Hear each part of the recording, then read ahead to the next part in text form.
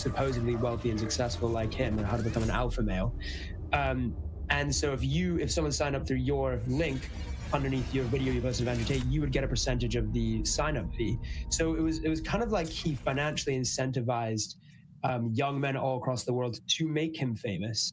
And he had a kind of social media marketing team, a small team of young guys. You know, it's not some crazy sophisticated operation. If anything, it shows just how easy it is to manipulate these social media algorithms. You know, a few guys in a house somewhere in Romania can basically manipulate the algorithms to make someone the most famous man in the world overnight.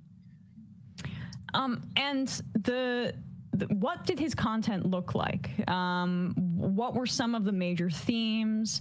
How did he break through the noise?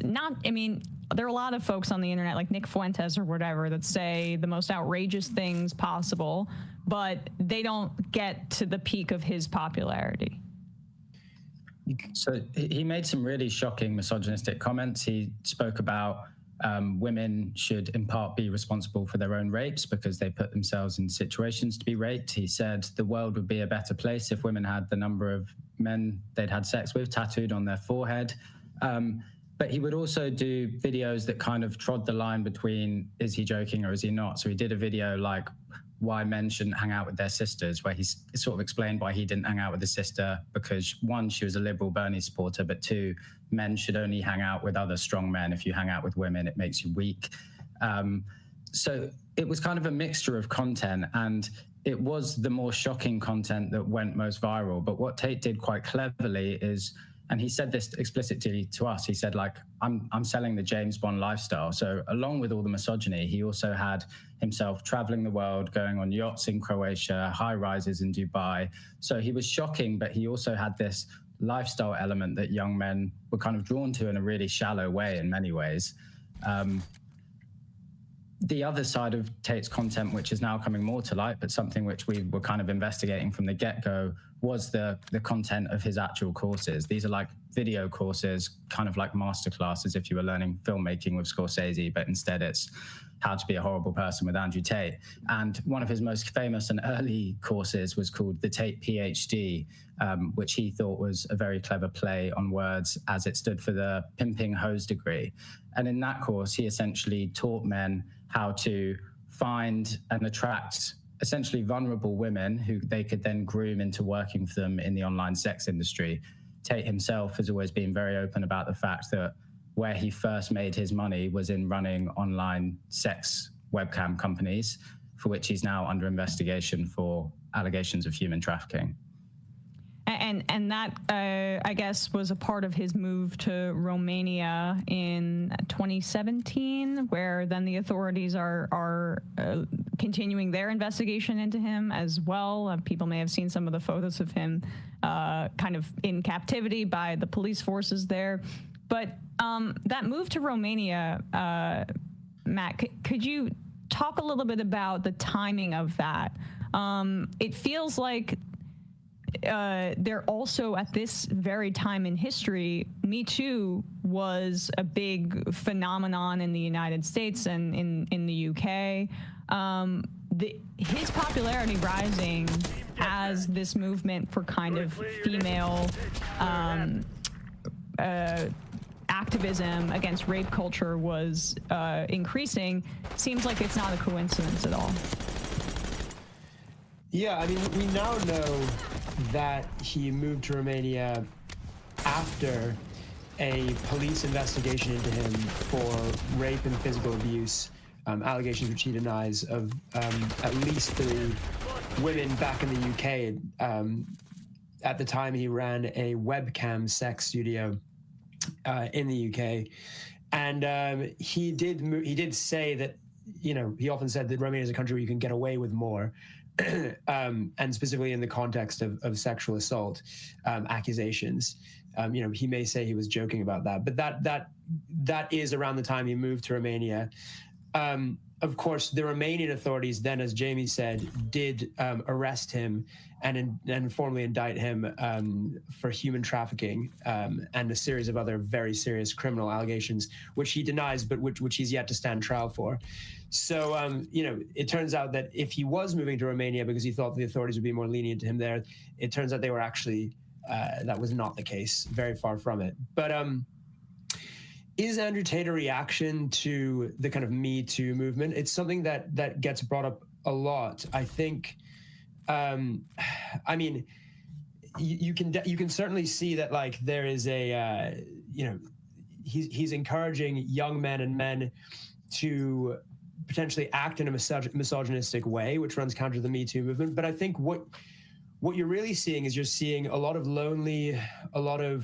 men who feel that for whatever reason they haven't lived up to their idea of masculinity, whether that is having lots of sex with beautiful women, whether that's having fast cars, whether that's being rich, whether that's being good at fighting, whatever their image of masculinity that they felt they were promised, they aren't living up to it. And there's an element of self-hate and lack of self-worth there, fragility. And a lot of that, especially with young men, is to do with sex. It's to do with, I am not getting the sex I feel I deserve. That's what the whole incel, involuntary celibate movement is about. There's always been men, though, right, who feel that they're not getting, you know, laid as much as they want to be. And there's always been charlatans and pickup artists who come in to sort of help them. What's different is that group of men has now kind of metastasized into a kind of political movement that thinks that they're not getting the sex they're owed, not just because they have, you know, crappy game with women or whatever, but because things like the Me Too movement, things like feminism, things like women having access to too many male partners, too much free choice, you know, they feel that they are owed sex and that women and feminism is denying it them. And so they need to sort of loudly reclaim this version of masculinity. I mean, ultimately, though, that is a fragile masculinity. That's a kind of a destroyed male ego trying to claw back at something. Yeah, and the opposition needs to do a better job of defining positive masculinity, frankly. But, I mean, Jamie, you both have been talking about how he integrated this with influencer culture, which is, you know, presents things aspirationally and can maybe look like this is what it looks like to be an actualized man. All you've got to do is sign up for my courses and everything will be solved for you. Like, when you talk about it being a political force, it's hard to ignore that in this country, Donald Trump defeated Kamala Harris. He talked about beating her up. Or what it was, Mike Tyson beating her up. You know, the initial reaction to her entering the race was she didn't deserve it. She slept her way to the top. Trump wins. Abortion's on the ballot as well. And then he nominates a bunch of people that have been credibly accused of major sexual assault, like Pete Hegseth, to one of the top positions. You know, Steve Bannon harnessed Gamergate to initially build Trump's support of, like, these online misogynistic communities. It feels like this is really the culmination of that political force, in addition to other things about Trump. But really, this is a big piece of it, having success in this country. Yeah, and Tate has played a big part in that promotion of Trump in the US. And the relationship between Tate and the Trump seemingly goes back further than most people would be aware of. Andrew Tate had a meeting with Donald Trump Jr. back in 2019. They took a photo together, which Tate used to sell one of his other courses on networking. Tate had Mike Cernovich, the sort of famous alt-right commentator who, you know, assisted Donald Trump in some ways in his first election. Cernovich attended one of Tate's War Room summits as a professor in Romania, the very first one. And we found a lot of links between Tate and sort of the MAGA right. And a lot of them seem to come through this guy called Miles Sonkin, an American citizen who we essentially investigated and uncovered the true identity of in our book. He goes by the name of Iggy Semmelweis and sort of LARPs as a wizard, sorry. But he had lots of connections with kind of MAGA land and put those people in touch with Tate. And I think it was kind of a symbiotic relationship in that Tate had lots of young male fans, and that was useful to Trump, particularly as we saw in the most recent election. But also, in the era of Trump, politics has become the best way to get traction on social media, talking about political issues, and Tate really, really latched onto that as well. Obviously diving down the more conspiratorial end, but there has been this sort of symbiotic relationship between Trump and the Tates. And Matt, who are some of the other players in like the almost extended universe for Andrew Tate that people may be familiar with? I mean, Fresh and Fit is the first kind of duo that comes to mind. Yeah, Fresh and Fit. Yeah, they're sort of in the kind of misogyny shock jock world, quite big. Sneeko, people like Aiden Ross. But you know, Trump appeared on his stream. Trump appeared on his stream. Yeah, it's really crazy to think that Trump appeared on the stream of one of Andrew Tate's biggest sycophants. It's crazy, but recommended to him by his son Barron. Yeah. Also, one of the Trump children has met with Tate, right, Jamie? Yeah, Trump Jr. and also a current Trump staffer, before becoming a Trump staffer, spent 2 days staying at Tate's house in Romania. There are lots of connections between them. Trump had a photo op in the run-up to the recent election with Justin Waller, who's another friend of Tate's, has lived in Romania with Tate and is a member of his war room that we investigated. We investigated for being a global cult that trains men how to groom women into sex work. I want to get to that next. This is really serious stuff that the American right and Republican Party are associating themselves with people that they may not even realize are accused of incredibly serious crimes. Elon Musk, now we also have like kind of boosting Andrew Tate. I mean, Elon Musk reinstated Andrew Tate on X, but he also has like retweeted and supported him on Twitter recently. And yeah, this comes at a time where, you know, we've talked about the extreme side, but then you also have lots of stuff in between. You have Joe Rogan, you have Dana White, the founder of UFC, and their influence on a kind of another kind of fragile masculinity, which we saw that in Mark Zuckerberg, who put Dana White on his board at the same time as he went on Joe Rogan to kind of proclaim that we needed to be more masculine, and his tech company Meta needs to be more masculine and become too effeminate.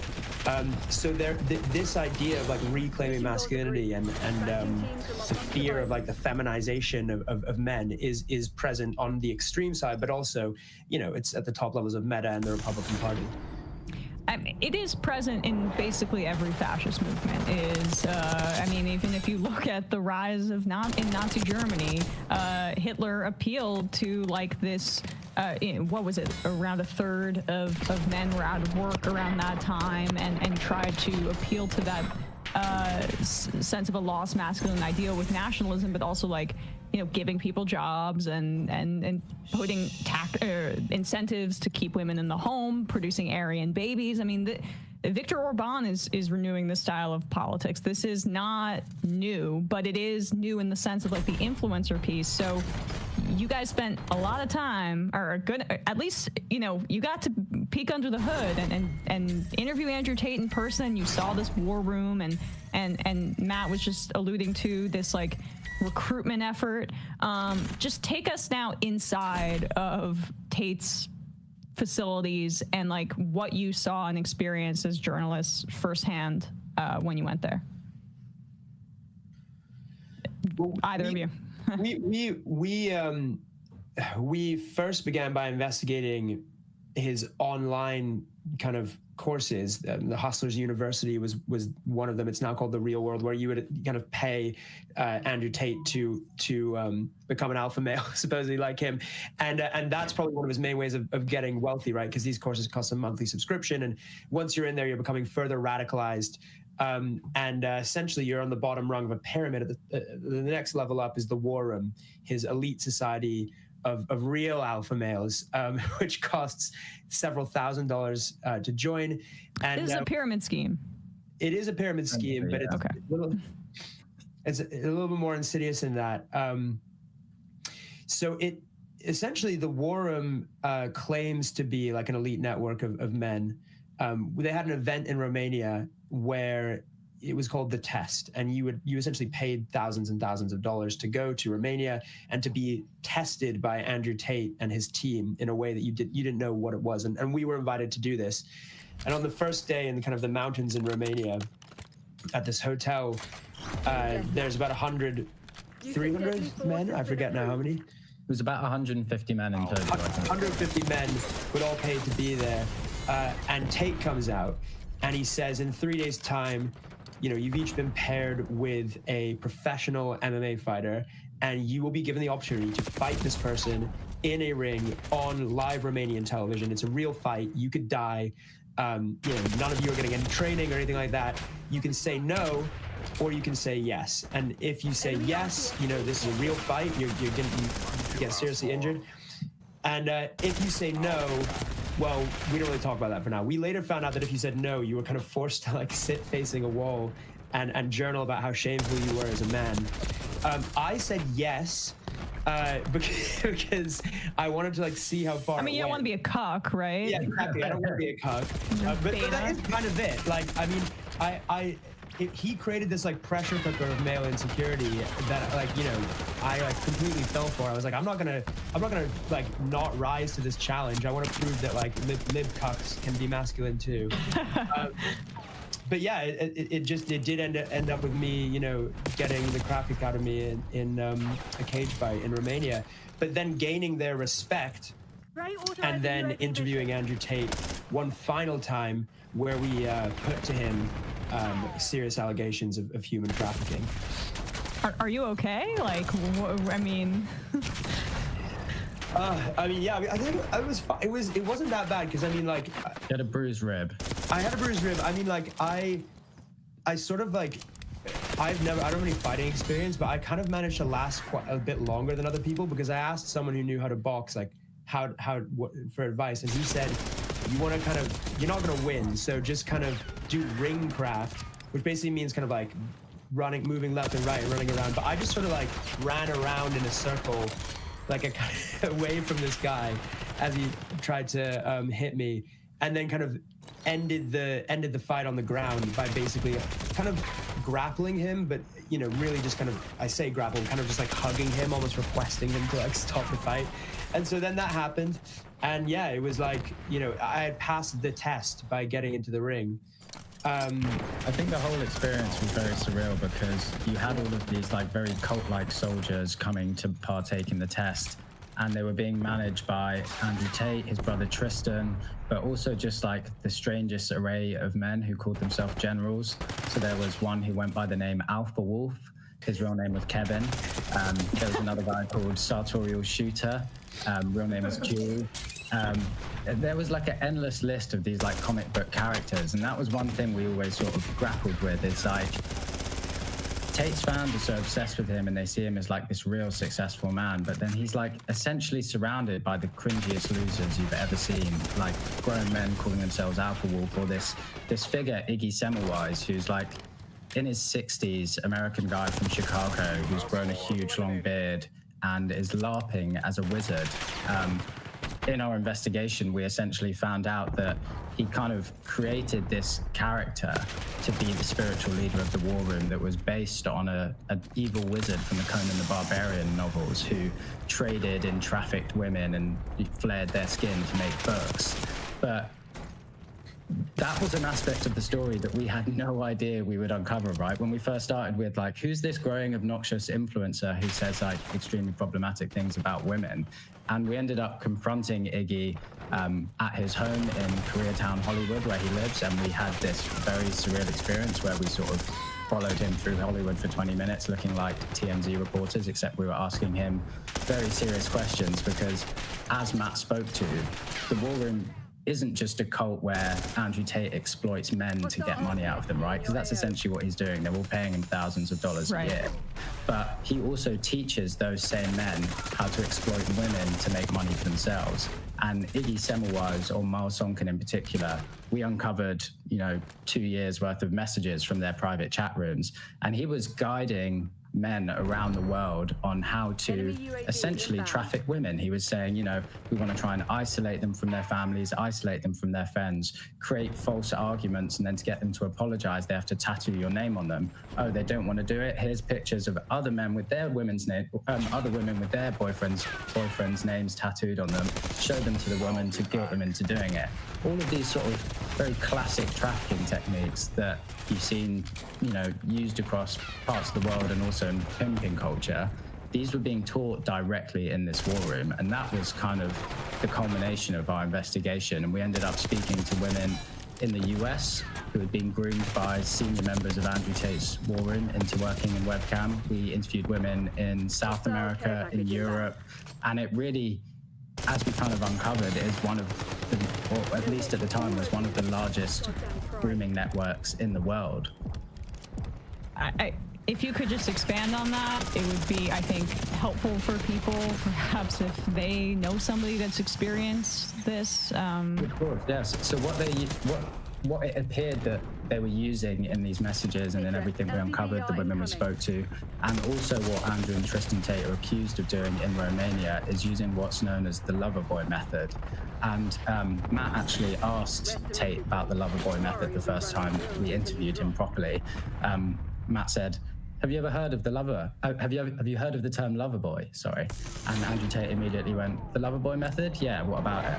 So he immediately kind of knew what it was, this sort of academic term that's used in human trafficking and pimping.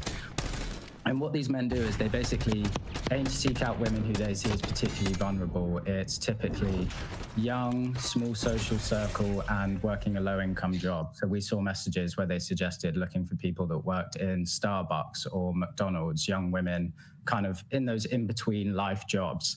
And these men teach each other how to build Instagram profiles to make themselves appear to be more impressive. And we saw courses, manuals that they actually send to each other. And it's like, rent a black BMW for the day, buy a plain white shirt, park it up here, take some pictures. And they'll build these Instagram accounts that make them seem very wealthy and, successful men.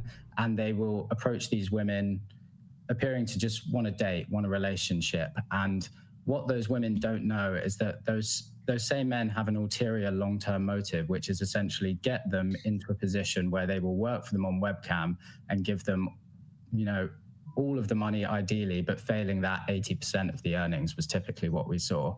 And it's through a gradual process, which they themselves refer to as kind of Pavlovian conditioning, how you would train a dog. So you reward when they show behavior you want to see, and you punish when there's behavior that you don't support. And it's some of those methods we spoke about, Iggy talking about again, trying to get them to get their name tattooed on you, isolating them from friends and family, making them financially dependent. They really strongly advise that the women themselves never have any login details or know the name of the account because they don't want them having access to it. And it's a large issue. We're not talking small amounts of women we saw. It was large amounts of women spread across the world who'd seemingly been victim to this. And some of them still may not know. A lot of these women we spoke to, it wasn't until one of them uncovered one of Andrew Tate's courses that she realized, oh, exact lines that Andrew Tate has told people to use were used on me. In fact, there's one thing they teach men to do to try and find sort of more susceptible women. They say, on the first date, request that the young women bring you a very particular box of chocolates, because most women would say, no, you're really weird, I'm not bringing you a box of chocolates. But the ones who say yes might be more susceptible to this sort of gradual process of manipulation. And in either kind of like a wild ego trip from Andrew Tate or in a kind of wink joke to the men he teaches how to use these methods, when we tried to interview Tate after he was released from jail after 6 months he spent there after his first arrest, he insisted that Matt brought him a box of chocolates to grant an interview. So we had this kind of crazy back and forth with him where he insisted he needed them for energy to be able to conduct the interview, even though it was Ramadan and he was allegedly fasting as a now devout Muslim. But yeah, I think it's an incredibly horrible and brutal method of grooming women, right? It preys on this really core, beautiful thing that all human beings have, which is like a desire to find someone that loves them and love them back. And they take that and they turn it into a way to exploit women for money.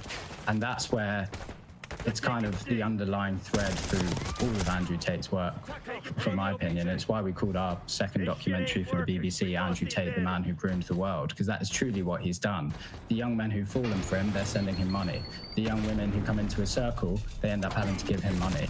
It all ends with Andrew Tate getting your money, and that's kind of his end goal in life, from what I can see. And in the end, the men that are participating in the exploitation, they are also searching for meaning. It's a perverted sense of meaning. But, you know, I mean, I think that when you can have control over over a woman in your life, or maybe many women, because this is almost like a step up from, I want to be able to abuse my wife and control who she sees and who she doesn't. This is about almost like creating a harem, or a group of women that are like, I saw a review in Dissent magazine of your guys' work that was really well thought out, and they talked about how it's like the gig worker of female exploitation, and that's the model, I guess. So just to kind of close here, Matt, if you could just talk about how it is just this cycle of alienation, and maybe the more specific flavor of exploitation of women that this, it's more modernized, and what it represents. Yeah, I mean, it's modernized in a number of ways. First of all, because the net that these men who seek to groom and manipulate women can cast is much wider, because they're doing it through social media, sending hundreds and hundreds of messages a day, doing things like, you know, search a random city, maybe in a poor country, search nightclubs in that city, see all the women who have been to that nightclub or liked it, and then message all of them in a day, kind of thing. And then you'll eventually find women who are susceptible, for whatever reason, to your grooming tactics, and employ the kind of training manual provided by the war room and how to groom and brainwash them into subservience. And yeah, this isn't just like the pickup artists of back in the day who are like, this is how you get laid. It's like, this is how you train, you find, groom, and manipulate women. Or maybe you already have a girlfriend, this is how you train her to be submissive. Or maybe it's your wife, maybe it's how you train your wife to be submissive. This is how you dominate, you know, women, basically. And I think that really comes from a place of like deep insecurity about your own masculinity, a real like fear that if you're not dominating other women in this way, you know, if they're not fully subservient to you, then you're not really a real man. And you see Andrew Tate doing it online. He seems to have all these women at his beck and call. You see Fresh and Fit doing it. Why do I not have that as a man? Why am I, you know, and that leads to a really essentially a very dangerous bastardization of the pickup artist game, if you will, which is turning it into a kind of a grooming tactic. I mean, Jamie and I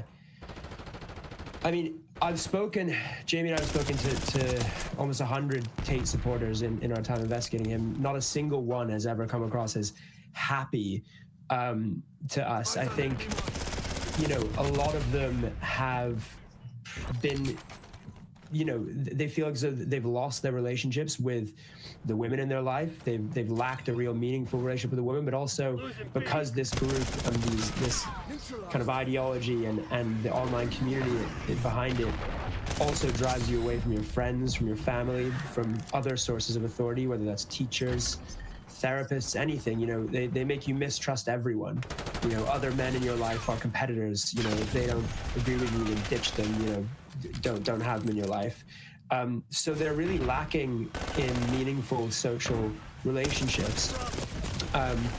They're encouraged to get rich by trading crypto. Stay at home, stay at your computer, trade crypto, get rich. You know, okay, you're not good at fighting, you're weak. Learn like a fighting sport, a combat sport. Become more of a man that way. Become richer, and then eventually dominate women. And you know, nowhere are they saying like, go out and make some friends. Like, go do I don't know, go be a part of your community, go to a book club, do a trivia night, join a union. Yeah, team sport, anything. Go to the pub with your friends or anything. Nothing that is beneficial really for men to hear is in this advice. It's the cycle. It literally is. He's not trying to make them happier, or even have a do what he says of like being super popular with women. It's about continuing to isolate them so they keep coming back for the fix and keep paying him money for the advice that's not helping them.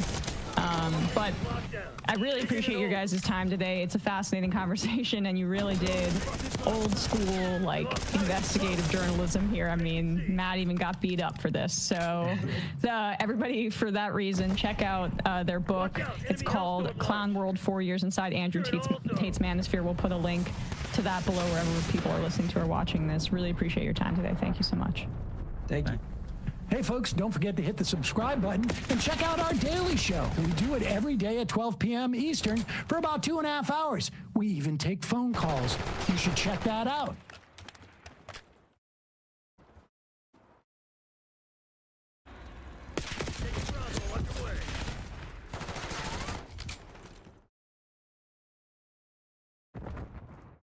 Ashley St. Clair plotted for half a decade to ensnare Elon Musk. Here, Greg Price says he's got a kid with a woman already in 2020. Seems unlikely to work out. Ashley St. Clair responds, well, he actually has 7 kids and goes through women pretty fast. For those of you who don't know what's going on, Elon Musk has a 13th child, okay? This time, a reply guy, Ashley St. Clair. It's pretty crazy. It is pretty crazy that Elon Musk, the wealthiest man on the planet, one of the most powerful figures on the planet, which is so sad to say, has now resorted to having sex with his reply guys on the platform that he purchased. The only reason why we found out that Elon Musk has a child is because Ashley St. Clair came out and openly admitted it, because according to her, she had a child with Elon Musk 5 months ago, and the media was snooping around, and that she was worried about the media leaking this information, and she wanted to be the one that comes out and says it. Interesting turn of events. Since then, people have been scouring her tweets, including the neo-Nazi that worked with Kanye West, Milo Yiannopoulos, saying Ashley St. Clair plotted for half a decade to ensnare Elon Musk, to which Elon Musk replied, which is crazy. He said, whoa, 48 minutes ago. To which Ashley St. Clair replied to Elon and said, Elon, we have been trying to communicate for the past several days and you have not responded. When are you going to reply to us instead of publicly responding to smears from an individual who just posted photos of me in underwear at 15 years old? Ashley St. Clair is the mother of Elon's child. And right now, the mother of Elon's last child is publicly duking it out with Elon Musk on Twitter, Elon Musk's website. What the is happening? Here's a funny tweet. There's no sin as cruel as alienating a child from a parent. Seeing so much of this everywhere. Hello, Caitlin says, girl, I have bad news for you. Okay. A chatter said last, question mark. I think you mean latest. You are right, chatter. I am wrong. I should have said Elon Musk's latest child, the mother of Elon Musk's latest, not last, most likely not last. Unfortunately, dear God, please be the last one, but definitely not last. Can you please explain who the she is first? You jumped that first? I did not jump that. I said what I said. I referred to Ashley St. Clair as an Elon Musk reply guy. And the reason why I didn't give any additional background to Ashley St. Clair is because that is literally what she is. Ashley St. Clair is basically one of these people that is just like a Twitter MAGA influencer. That's it. It's nothing but that. That is the only thing she is. It's like that one bot account that responds to everyone on the left. What is it, like Caitlin or something? What's it? Not Caitlin. What's her name? Angelica. Angelica, exactly. I was hoping that I would see her under here, but she's not here. Angelica Reed. It's like, who the is Angelica Reed? Nobody knows. She's just in the replies of every single post everywhere. The brave investigative reporters over at TrueAnon, Brace Belden specifically, who is a journalist, no matter how hard he denies this, did some digging and found out that Ashley St. Clair said there is no sin as cruel as alienating a child from a parent, seeing so much of this everywhere. The timing of that tweet was awfully suspicious. It turns out it was, well, this reporting was coming out. Grimes' mother says Elon Musk is withholding his children from her daughter. Please, Elon, I beg you. Subtweeting his ex-wife's mother while pregnant with his next baby. Con Inc. is amazing. If all 13 of the children get an equal share of the inheritance. They all end up as the 60th rich person in the world.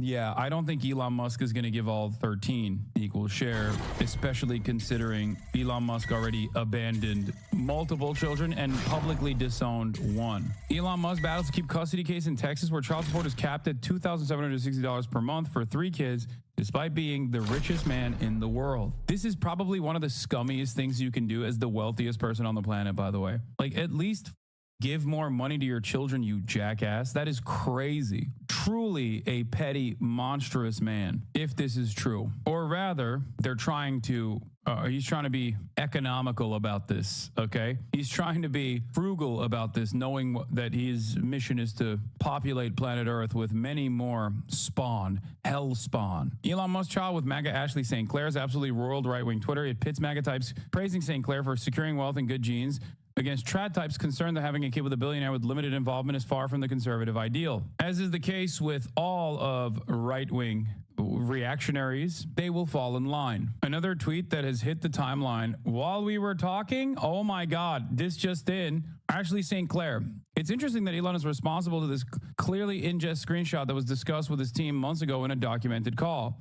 Now he decides to respond to it publicly from an account that posted underage photos of me, as if he wasn't asking me to have more children last week. I would like to take this offline for our child's sake and have been attempting to so for weeks. FYI, the security team on Elon's own platform locked the account he is now responding to for a week for posting a non-consensual underwear photo of me as a child. From head of safety, thanks for the call, Chris. We're bouncing the post for non-consensual nudity. Given that it's paired with a threat to expose as well, we're increasing the timeout period to 1 week. Even if the baby mama of the owner of the website's child photography is released by a right-wing neo-Nazi freak, like bathing suit photos as a child is released by a right-wing neo-Nazi, he only gives them 1 week off? Wait, what does this mean? If there's no threat to expose, there is no 1 week? It's less than 1 week? This will also help get us to the right of this news cycle on Ashley. Get is also using the media matching tool to surface additional instances. Holy shit, Elon is exactly like Epstein. Their reply guys, then publicly having beef with them while he's still sexting behind the scenes. Oh my God. As far as I know, I don't think Epstein ever offered a horse to silence someone that he had inappropriately propositioned. Like, this person has 13 children at this point, 13, many of which at this stage are old enough to understand how much of a asshole their deadbeat dad is. Here's another statement regarding St. Clair Ashley. Ashley and Elon have been privately working towards the creation of an agreement about raising their child for some time. It is disappointing that a tabloid reporter who repeatedly ambushed Ashley and her family made it impossible to complete that process confidentially. We are waiting for Elon to publicly acknowledge his parental role with Ashley and to end unwarranted speculation. And Ashley trusts that Elon intends to finish their agreement quickly in the best interest of the well-being and the security of the child they share. I just don't understand why Elon, like, if you're not going to take care of these little kids, like, why the are you having them? Like, what do you mean? We need to do a confidential private agreement for, like, taking care of these children? How is this a conservative value? What a stupid question I just asked. It's, of course, a rhetorical one. There is no conservatism here. There is no family. This is exactly conservative family values in display, okay? Reading between the lines, the Elon/Ashley St. Clair baby situation seems to be getting contentious between the two alleged parents. Foreshadowing. Stopping birth control and Adderall was one of the best things I ever did for my mental health. So many Americans are pharmaceutical cocktails and then wondering why they feel out of their minds. For sure. Absolutely Rizless. And end scene. Wagner chief says his forces will pull back. The pull-out method.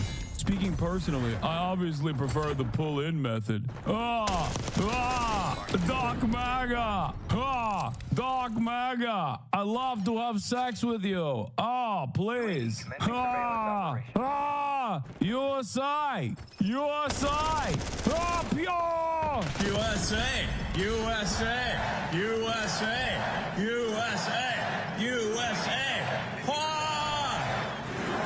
Yes! And it worked? Yeah, no, dog, he's the richest person on the planet. What do you mean?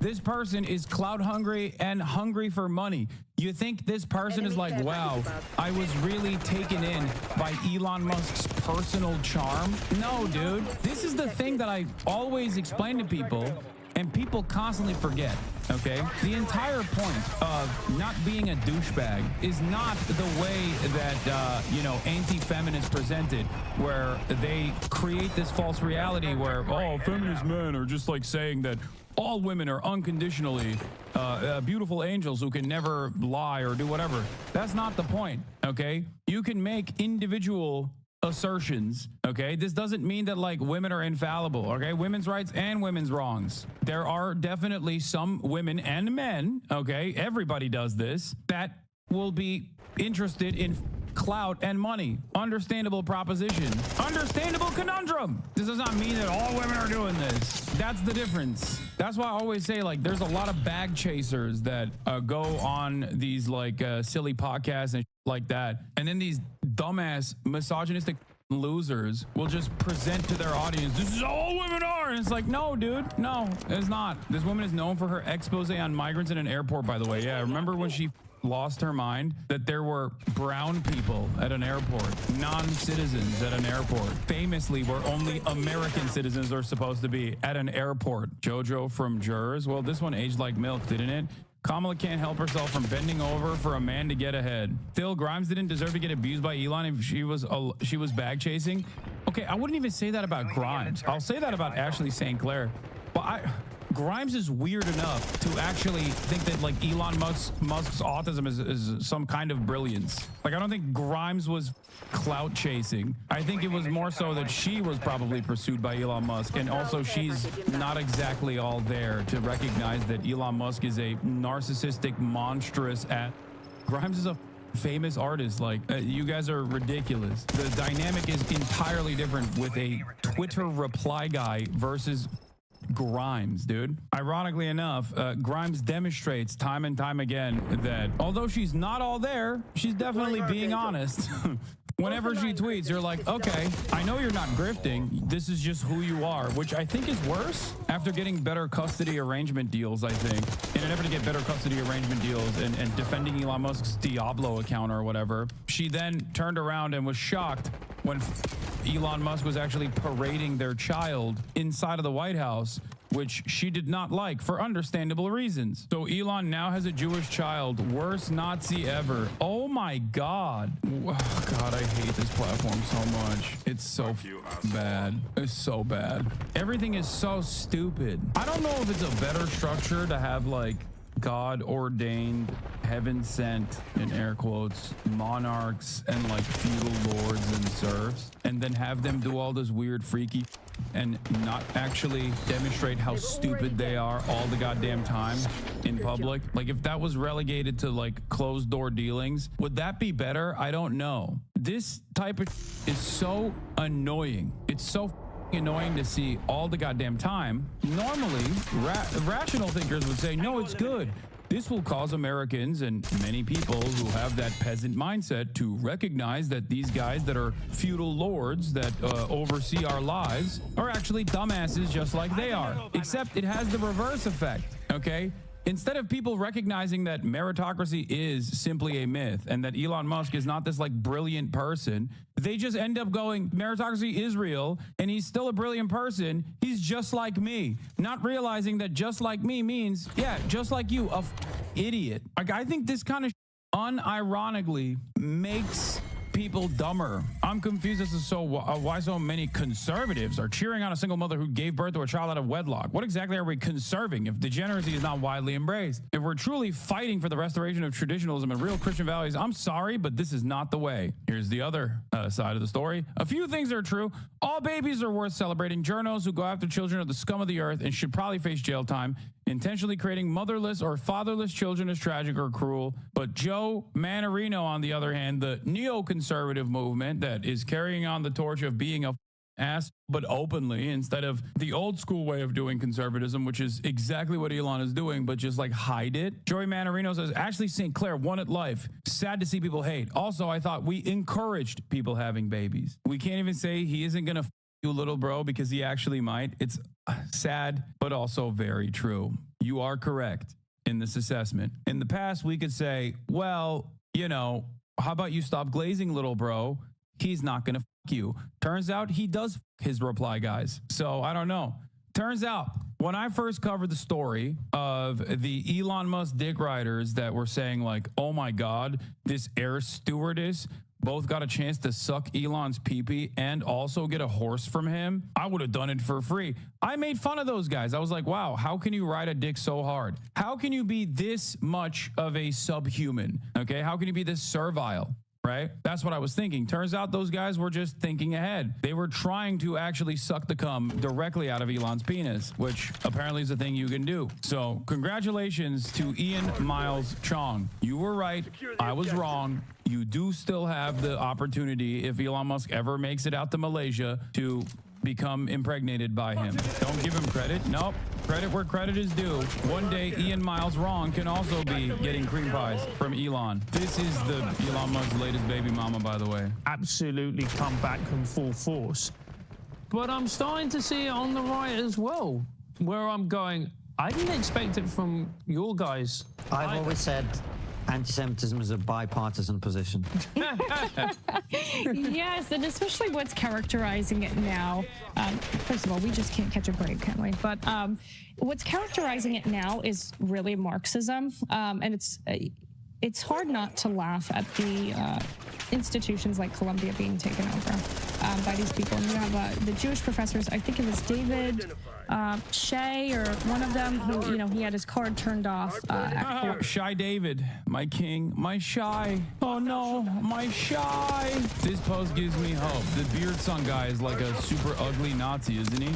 This post gives me hope. You can be the ugliest chud on the planet, but as long as you have a Twitter clout, you can bag a girlfriend. Ian says, I was trying to think of a funny caption to post, but I have nothing really to say apart from Dubai is pretty awesome. I am not the girlfriend. He's my ex-husband's friend. I love that Ian Miles Wrong tried to make it seem like he had a girl, and then it ended up creating this chaotic situation for him where she had to come out and publicly be like, I am not someone who is in any way, shape, or form romantically involved with this douchebag. I would never, I repeat, ever be around him in a non-platonic manner. Anyway, great stuff happening.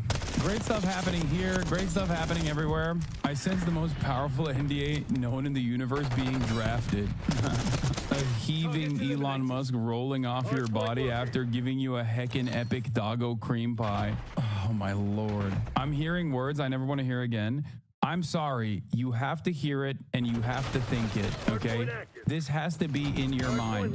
I'm not sorry, actually. It happened in the real world, and you should know that it happened, okay? And maybe sometimes even think about how it happened. Call me a monster all day, every day. This is the new normal. This is the new normal. This is the new reality. These are our rulers. These are the people that have profound power over your lives. So yeah, while you squabble about someone being, I don't know, 10% more leftist than you or 10% less leftist than you, and how that is the most profound disagreement that you could never actually come to terms with.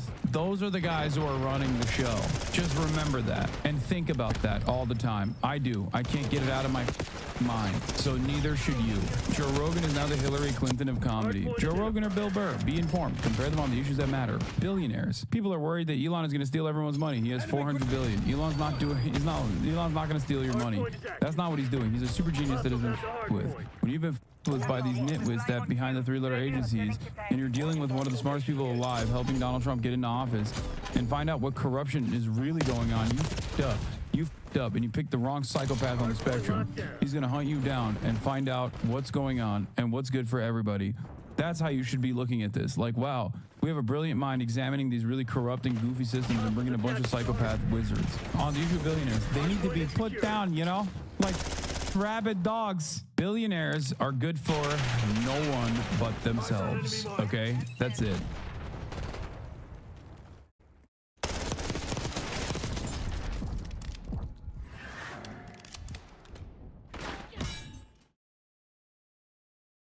Hard point located.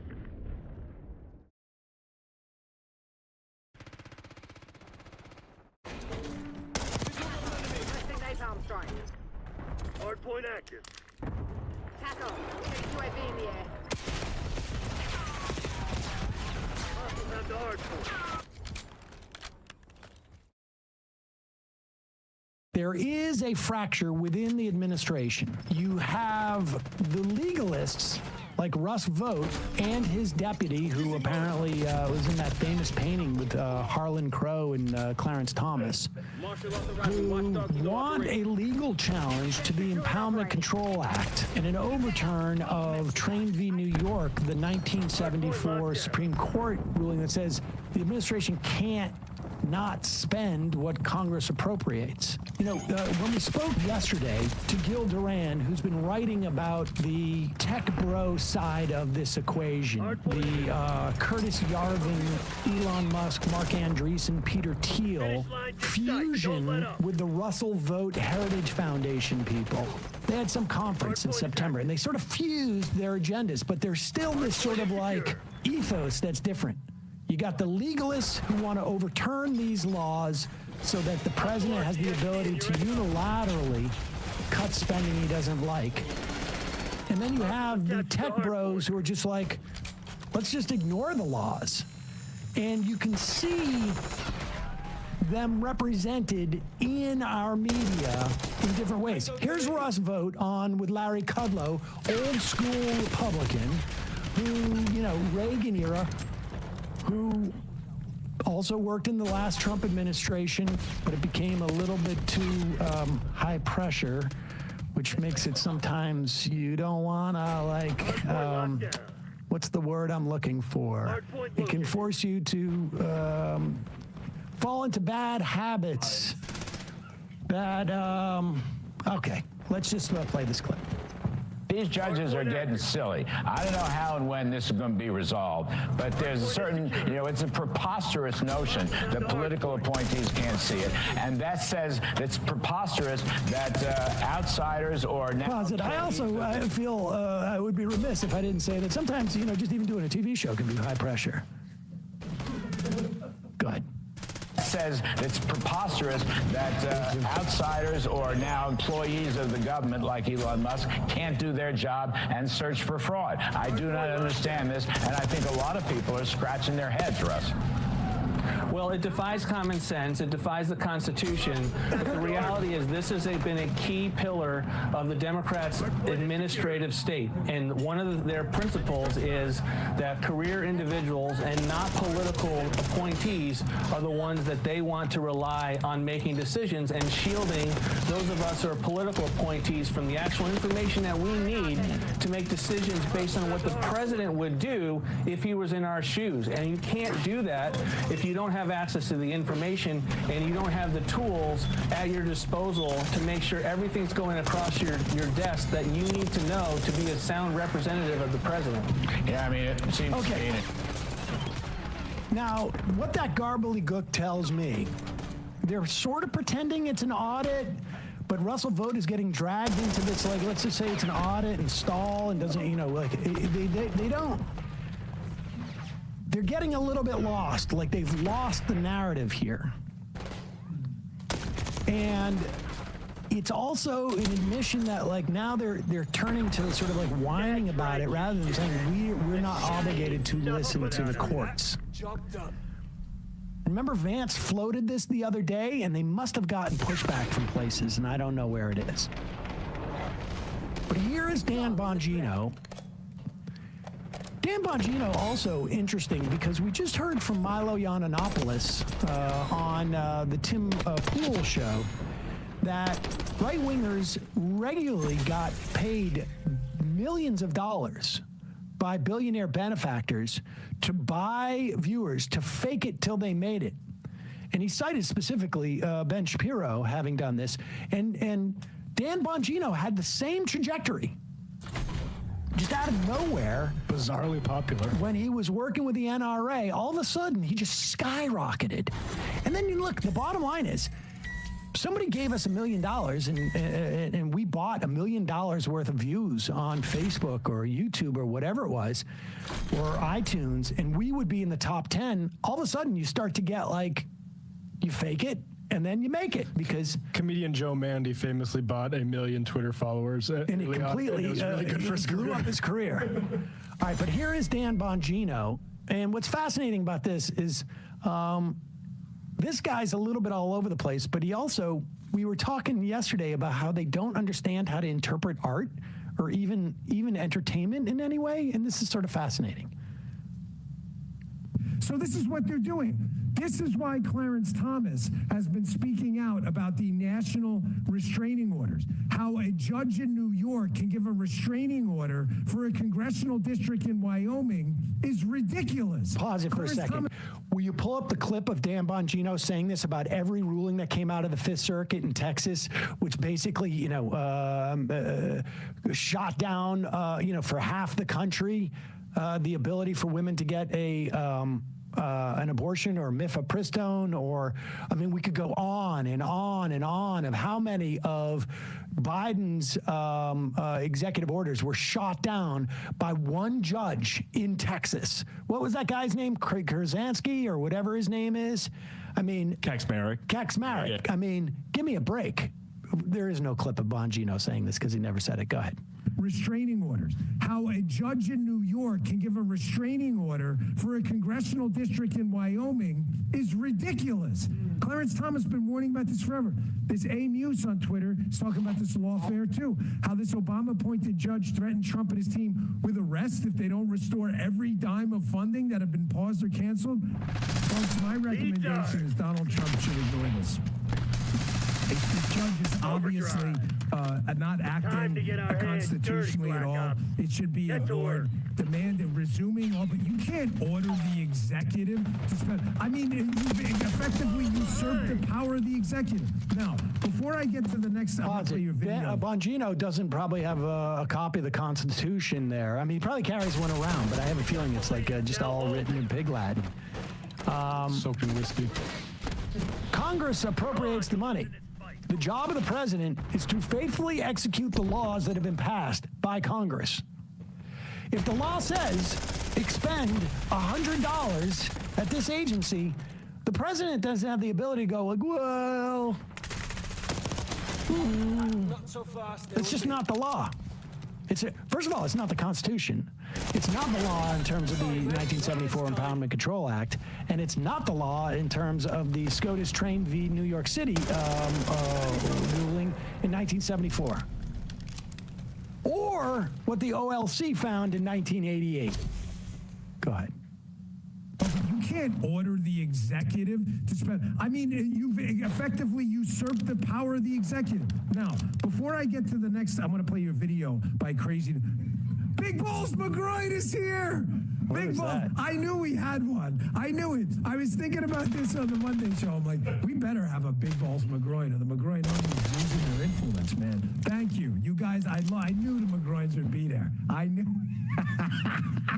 You guys and ladies are the best. That's fantastic. Folks, threatening with arrest. Who's going to arrest them? The marshals? You guys know who the U.S. Marshals work for? Department of Justice. That is under the, executive branch. Donald Trump's going to order his own arrest and his team. This is ridiculous.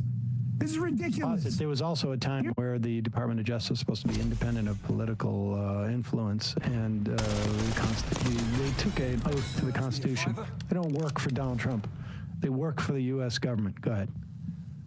Here's my suggestion before I play this video. Again, I'm speaking hyperbolically, obviously, but it's meant to accentuate a point. Oh, wow. But we are a constitutional republic. This judge is clearly making up powers he does not have. He does not have power to demand the president spend money. I mean, what if... Let me give you an example of what I mean. Sorry, this is so important. Yeah, okay. The president finds a fraudulent payment to a terrorist group planning an attack on the United States. Can a judge order that payment be made? Of course not, Dan. What's the difference? Pause it. Okay, I'll tell you. I'm going to help Dan Bongino out. There's no evidence of a payment to a terrorist group. The judge, there's no evidence of fraud. Those are two things that are different. The judge is not ordering the president to expend anything other than what Congress has already appropriated and told the president to spend. Those are the three differences in that completely made up, hyperbolic, to make a point example that Dan Bongino just gave. But watch how he equates A judge randomly telling the president to randomly spend money on a terrorist organization that has been proven to be fraudulent.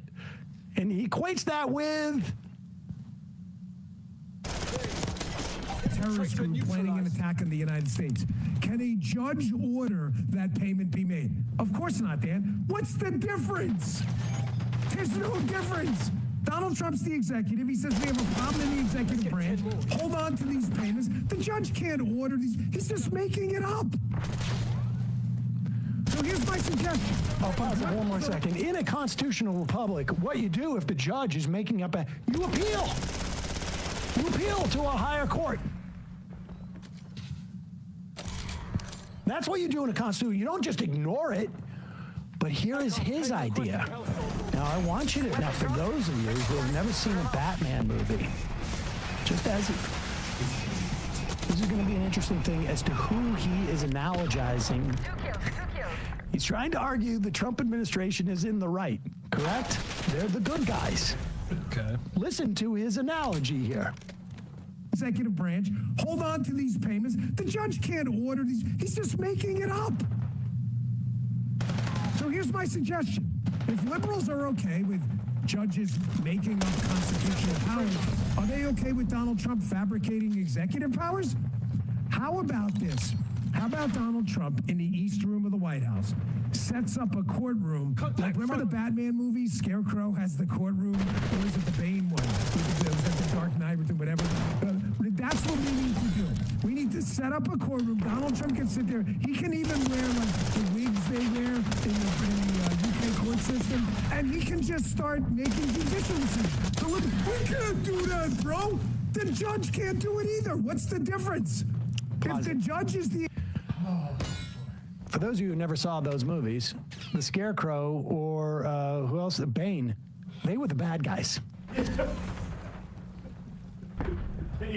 Okay, so aside from the fact that Bongino is analogizing Trump as the criminal element in this, maybe by mistake, or maybe Bongino is held hostage and he's trying to tell us something.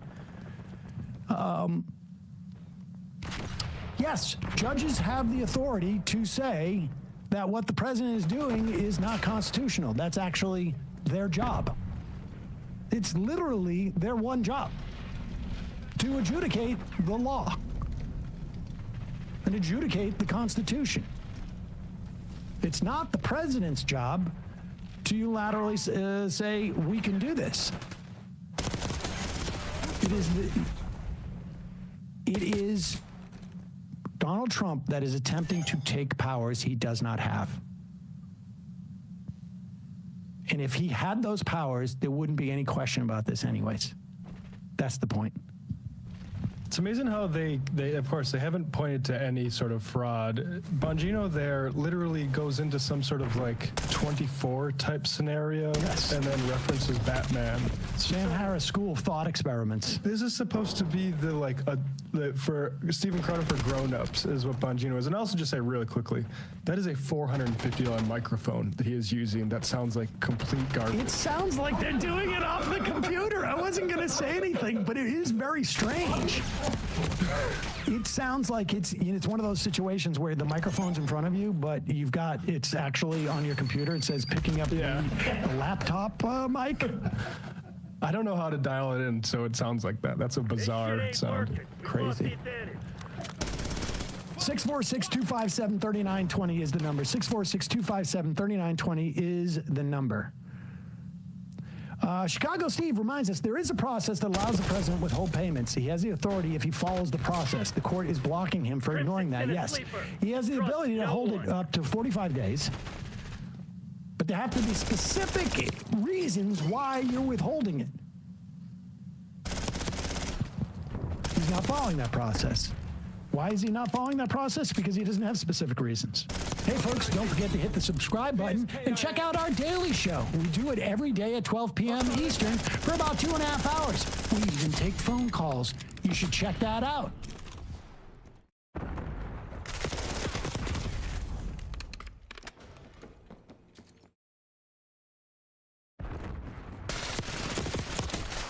This is gay.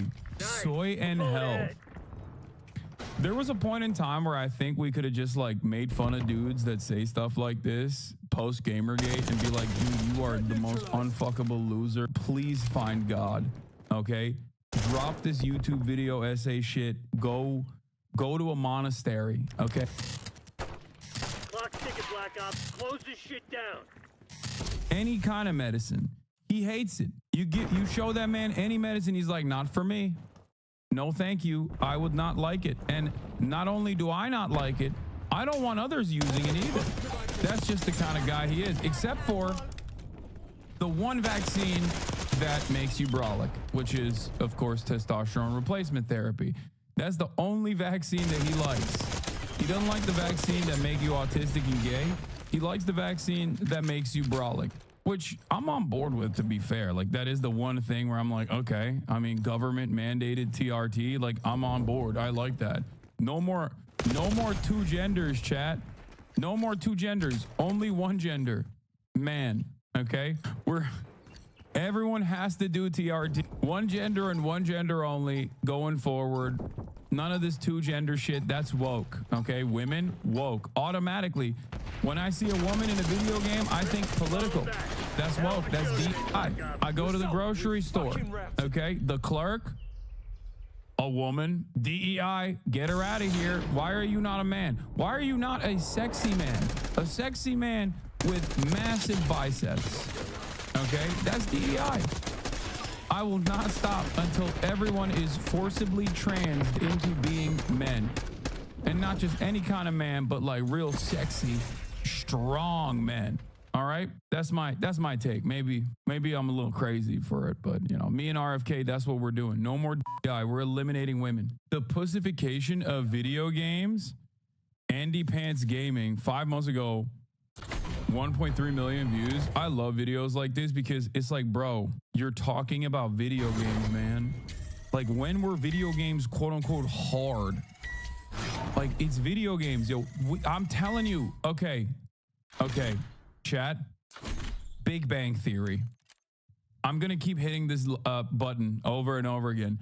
I think Big Bang Theory made people think nerds were actually, you know, worthwhile to listen to on stuff that's not nerd related. Okay? It gave nerds too much confidence. And I think we are now living in the post Big Bang Theory universe where nerds are unashamed of having opinions like this. Like, what do you mean the pussification of gaming, dude? What the where was there ever a point in time where video games specifically were not like, you know, something that you do as a hobby indoors? Okay. Do you believe in the Big Bang Theory or Pangria? I believe in my Big Bang Theory, which is not that the Big Bang happened or whatever. That stuff is like woke and gay because science. I believe that the real Big Bang Theory is that the Big Bang Theory, the television show, made it so that nerds got too confident and that it made American society more receptive to these evil ass nerds. And it made us think like, oh, dude, nerds are awesome. Like, they're all lovable. Like, they're all great. They all got great ideas. They're all just trying to save humanity or whatever. And now what do we got? Elon Musk. Good job. Congratulations. Bazinga. Okay. Back in the day, nerds were evil. Every villain wore a doctor's apron. Okay. Every villain. Dr. Doom. Okay. Dr. Disrespect. Unacceptable. Now you got nerds all over the government. Look where that got you. Okay. Dr. Robotnik. Thank you. Exactly. That's what I'm talking about. Yeah. Now you got nerds. Now you got nerds running around with botched penis implants, inseminating people at a rapid clip. Nerds are not supposed to have 13 children. Okay. Something has gone very wrong with society where we went from like Lex Luthor. We went from freaking Lex Luthor to thinking like Elon Musk is gonna save us.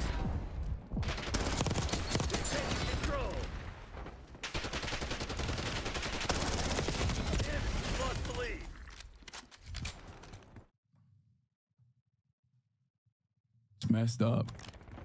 It's messed up.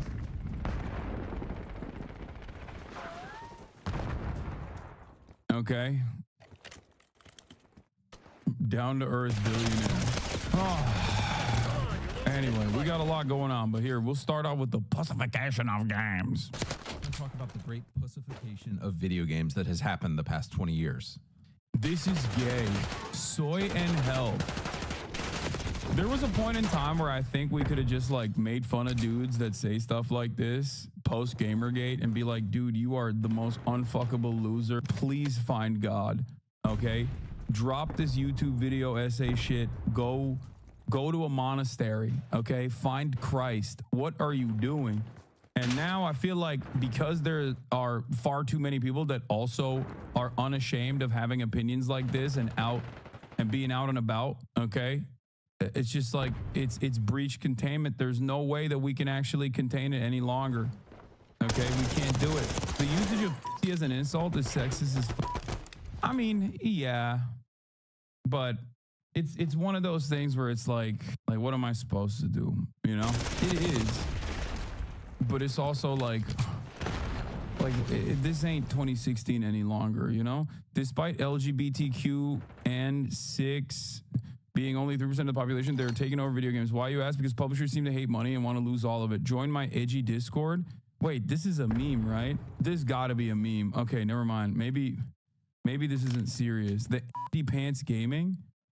Is this guy just like making jokes? Why are video games so gay now? Gross. Kingdom Come Deliverers goes fully gay and well, I can't tell if this guy is being serious or not. Oh my God. Gay weirdos still mad about Marvel Rivals' huge success. He's gay now. Kingdom Come Delivers 2 main character gay.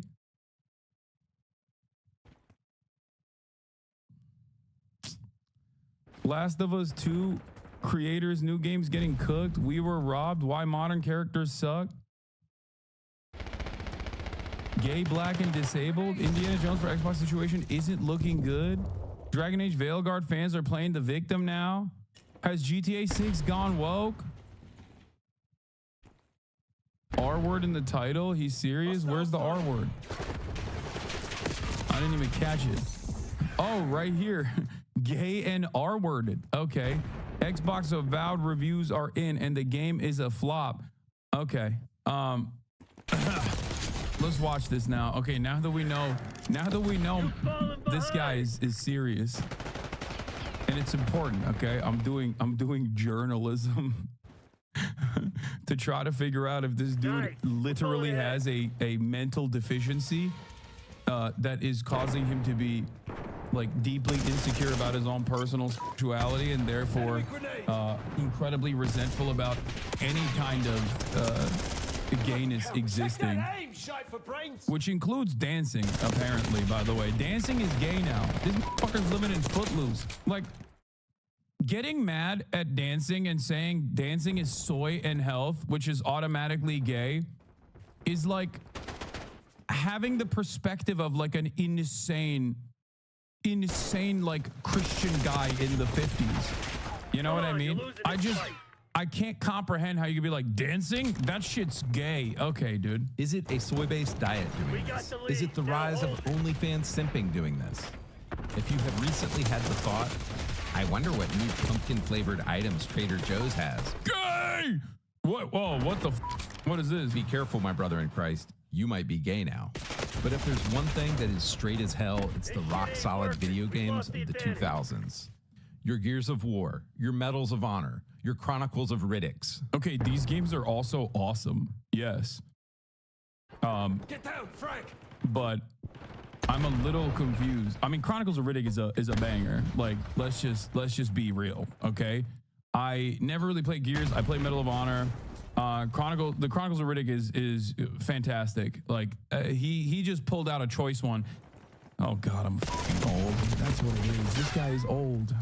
And games don't hit no more because I'm a 40-year-old loser. And obviously when I was 14 and playing these games, life seemed a lot nicer. That's what this is. Half of these people that make videos like this, that's what it is. Okay. It's just like, I'm now 35 plus and games suck. And it's partially because my life sucks. Okay. That's it. games don't hit no more. Okay, well then don't play anymore and stop chirping. I'm sorry. It is not an accident that the Venn diagram of people that fucking complain about new games and people who are, 35 plus year old gamers, and also the last circle there, the World of Warcraft classic players, is a circle, okay? For the most part. It is incredibly rare. Now, a lot of WoW classic players are going to get mad at me for saying this because I know some of you are in this community, okay? But you're rare. You're rare. Go to trade chat, as I learned recently. Okay, go to trade chat and hear out the opinions of the marketplace of WoW Classic, and you'll very quickly figure out that the vibes over there are very locked into the same mentality, where people basically are upset. They're 35 plus. Games don't hit no more the same way they did when they were 14 and could eat, Tostitos, pizza rolls or whatever, and didn't have any other obligations. Okay. So they're desperately seeking out that nostalgia, and that nostalgia is playing WoW Classic. These games were masculine as hell, and we want them back. And we're boycotting video games until they come back. Totinos, bro, you're fake fat? No, dog, I didn't grow up in America. Okay, calm down. I recently saw this disappointing photo of Phil Spencer being pushed out of the photo by two domineering girl bosses who are probably unfulfilled in the... I'm not gonna lie.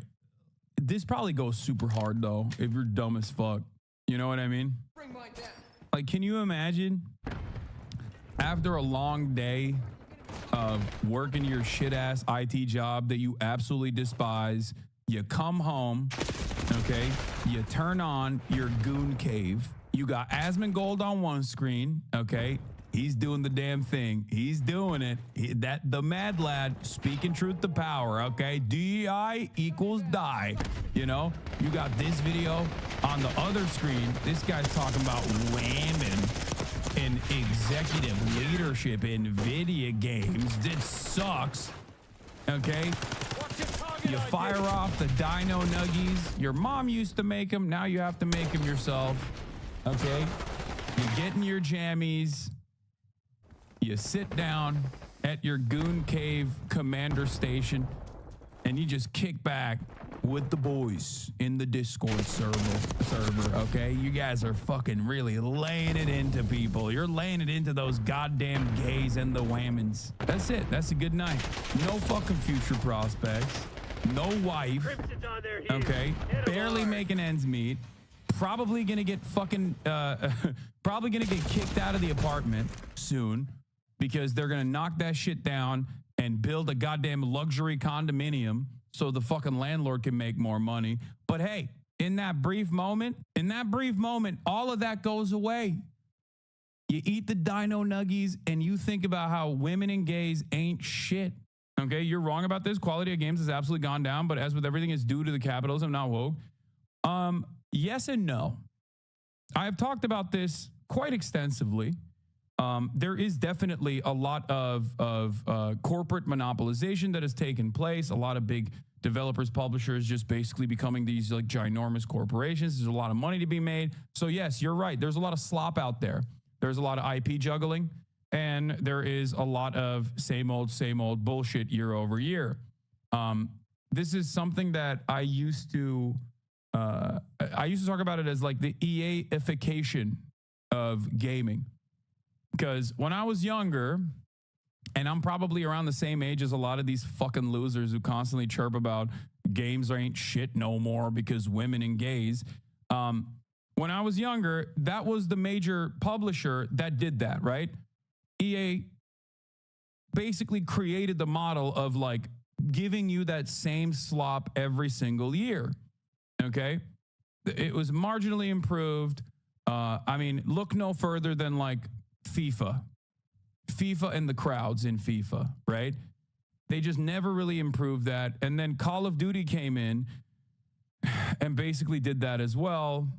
And now a lot of major developers do this. Like they just come in, make the same exact game, exact same formula, maybe marginally different, okay? Just marginally changed a little bit.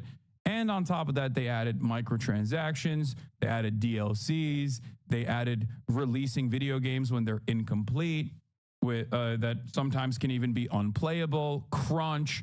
Virtually everything here is due to the profit incentive, as the video game industry has become a multi-billion-dollar, if not trillion-dollar enterprise.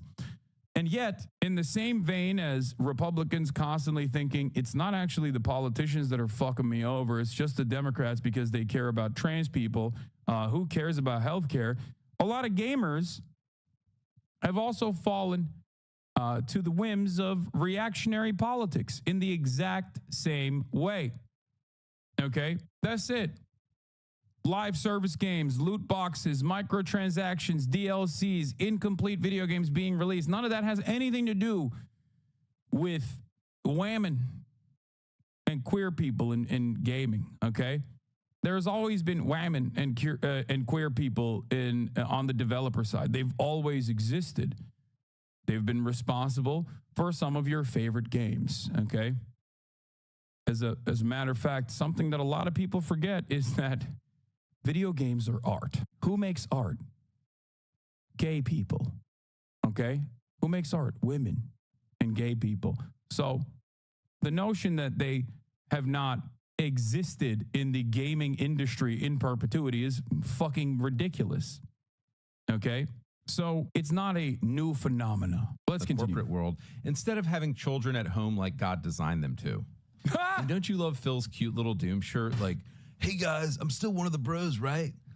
Dude, this is another thing that's really funny. Yeah, women should be at home as God designed them is such a funny thing. Dude, God would smite you, okay? You fucking heathen. You goddamn heretic. Do you think God's design for you is to sit around with a fucking thumb in your ass as you're trying to fucking get the shit that you couldn't push out after eating 7 bags of fucking Doritos as you write this goddamn YouTube video? You think that's your destiny? You think that's what God had for you? No. Under normal circumstances, you should be on the fucking front lines getting hit with a goddamn mallet to the head, okay? And you're out by 24. That's it. Lights out. None of this shit. Oh, women should be in the kitchen. Okay, how about you? Should men just be constantly fucking crying about video games online? Is that what men are supposed to do? Wah, wah, wah. Look at me. Look, like, we could still hang, right? Nah, Phil, you're trash. You got cucked, dude. You're useless. So I have found that there are still people out there who deny the simple fact that games have gone woke, homo, and gay in 2024. Games so in have this gone video, I'm woke? going to literally prove it to you. Oh, this guy's brilliant. Games have gone woke, homo, and gay in 2024. I love this guy. Using science. What we will do is read the back of the box description of 6 random games from 2024, and then we will read the back of the box descriptions of 6 random games from the 2000s. And if what I'm sure they will be very random. Yeah. Famously, the best games that came out in 2024 are these random games that he chose, as opposed to the entire decade of the 2000s, where he basically chose some of the best fucking games. Look at this totally random list. Like, what are the top games of 2024? Okay, let's see. What are some of the best games that came out in 2024? Okay, let's take a look. Okay, hold on. Let me pull up a list. Best video game so far. I'm gonna pull up an IGN list too, which is gonna be woke and gay, I suspect. Just to refresh my memory. Alan Wake 2, woke and gay, of course. Another Crab's Treasure, Batman Arkham Shadow, Black Myth Wukong came out in 2024, woke and gay. Okay, everybody knows. By the way, Deus Ex is an incredibly woke game, but we're not even going to get into that. That's really funny that this guy doesn't think it's woke and gay, but that's fine. Oh, God, IGN is so ass. Call of Duty Warzone Mobile. Thanks, IGN. Some of the best games in 2024 right here. Deep Rock Galactic Survivor is sick. I played it before. Dragon's Dogma 2 was all right. It was not that great. I'll admit. I mean, the combat system was kind of cool. Never played Final Fantasy, so I can't speak on that. Elden Ring DLC. Was that 2024? That was 2024, right?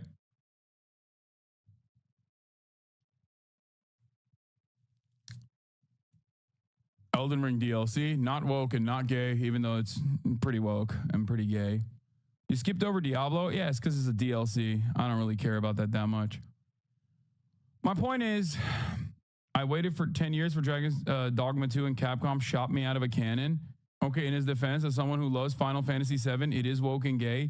Well, the reality of the matter is many of the games that he's pointing to are woke that he likes. Most of these guys basically look at games that they don't enjoy and immediately brand them as woke. Okay? Games that they do enjoy, not woke. That's I call this the Baldur's Gate conundrum. Okay? Baldur's Gate is incredibly woke and also incredibly gay. It featured all of the gender customization options that these clowns always fucking cry about, always complain about. But why did nobody run around and call it woke and gay? It's because it was a good game. It was a good game that gamers enjoyed playing. That's it. That's it. Same with Cyberpunk. Cyberpunk had trans representation, all the fucking woke and gay gender shit that you can do in most RPGs at this point. Okay? Why is Cyberpunk not woke and gay? Because it's fun. Because it's good, especially now. I mean, it wasn't. It was a little bit of a flop when it first came out, even though I was lucky enough to be able to enjoy it because I was able to play it. But, for those who were able to play the game, I long have maintained the position that Cyberpunk was excellent. Yeah. A response to the Baldur's Gate was that it allowed you to be whatever you wanted. Yeah. It's just like, Murad, door's open. He's here. Your food's here. Reset Era literally canceled you for being transphobic due to Cyberpunk. Reset Era literally canceled you for being transphobic due to Cyberpunk. I got banned on that thread for defending you. Oh, for Cyberpunk because they were saying Cyberpunk is actually not. Yeah, that was when gamers on the other side were going fucking way too far and bitching and crying and shitting and pissing in their pants. When Asmongold started Elden Ring in 2021, he didn't care about the body type 1 and 2 during that character creation. Now he cries every time he sees that. Yes, because this is totally nonsensical bullshit, okay? It's just, this plays the same role as jiggling keys in front of the eyes of a baby. That's it. And I don't know how else to explain it to people. People will constantly say, oh, Hassan, you're not a real gamer, okay? You look like you have at least the capability to have sex if you would like to, and therefore not a real gamer. You need to not shower for a month and then maybe gain like a couple pounds and atrophy your muscle mass, and then we can have another conversation about your gamer cred. But that's it. The thing that I'm annoyed about, and I guess I'm a centrist on this issue, is that there are people out there who think art consumption is the end-all be-all of showcasing how woke you are as well. And this kind of attitude dominated the late 2010s and maybe even a little bit into the early 2020s, okay? From liberals. Liberals did this all the time. That's the reason why so many people yelled at me and said I was transphobic for defending Cyberpunk, for example. Or so many people yelled at me and said I was transphobic for saying trying to boycott Hogwarts Legacy is a silly thing to do, okay? And a lot of people got in their feelings and they did this thing where they were like, no, you don't understand. This game is not woke, so I will not be consuming it, okay? Now gamers who never really stopped doing that on the other side have really, really accelerated this attitude on the right, okay? Reactionary gamers love talking about how I'm not going to play this video game because it's a video game that's too woke, okay? It's fucking stupid. I just want good video games. I don't care. It says nothing about your morality or your politics if you are playing or consuming any sort of media, okay? That's it. It says nothing, and especially about video games, okay? Incel's trying to cope and say Cyberpunk is right-wing, actually. This has 18K likes. CD Projekt Red, absolutely clownish DEI behavior. It's everywhere. Data and facts are clear. Most original Witcher devs are gone. Devs mocked fans not long ago, but this is different. BlackRock is right. Clueless consumers will keep consuming. What? ESG ambitions? Diversity and inclusion at CD Projekt Red? Oh, these guys are so stupid. An outright sign of brutal violence in the marketing overcomes the woke and gay. At the end of the day, there's a Reddit post about you on Dustborn and they hate you. I kind of feel bad because I feel like there were definitely a lot of Hasanabi heads that worked on Dustborn. And I do feel kind of bad because I ain't making video games, you know what I mean? Like I should have put more respect on it. Even if someone is making like a very silly video game in an effort to put forth a political message that I might not necessarily agree with, it's still a video game that they made, you know? Nah, it was awful and they should feel bad. I don't think so. It was made with government grants too, I think, from the Norwegian government. Sometimes I get sad when devs hear stuff like that. No, they're right. CD Projekt Red should only make games about being Polish. You have to farm a bunch of dust and then beg to use a single computer. No DI games from them. Anyway, what? Cyberpunk 2077 could be as woke as it wanted because it was fundamentally a dystopia and you're supposed to hate this modern society and its values. That's why in its efforts to be woke, it only became more right-wing. Wait, what? This is literally bad media analysis, but from the opposing side. Because I argued against people who routinely said this actually was a over-sexualization and fetishization of trans people, and it was actually problematic for that reason, where I had to explain to people that no, it is a right-wing dystopia, okay? Bad things are going to exist, and that is the reason why this isn't like trans representation. This is the fetishization and commodification of trans people, okay, as sexual objects, as objects of sexual desire, because it's supposed to be a fucking right-wing dystopia. This guy literally thought that this is fucking woke. Oh my God. Oh shit, I've never noticed that cock before. Yeah, she got a girl cock. Hard one too. Trans people were mad about this. They were like, this is fucked up. You're fetishizing trans people. Like, this game is actually so not woke, is what they said, ironically. And now right-wing gamers are saying the same shit, but in the opposite side, where they're like, no, actually, this is really woke, and therefore, this ad is actually quote unquote woke, but because it's cyberpunk is anti-woke, they're making fun of this or something. Okay. Yes, I know my stream overlays are off. I know, and that is because they break sometimes. I don't know why. I worked on Cyberpunk. I also worked on the trans character Claire, also played by a trans actress who got no recognition. The conversation around the game's launch drove me nuts. Yeah, it was a great game. It had great trans representation in general. And yes, of course, sometimes, like in a fucking capitalist dystopia like Cyberpunk universe, there is going to be hyper commodification and also hypersexualization of trans people.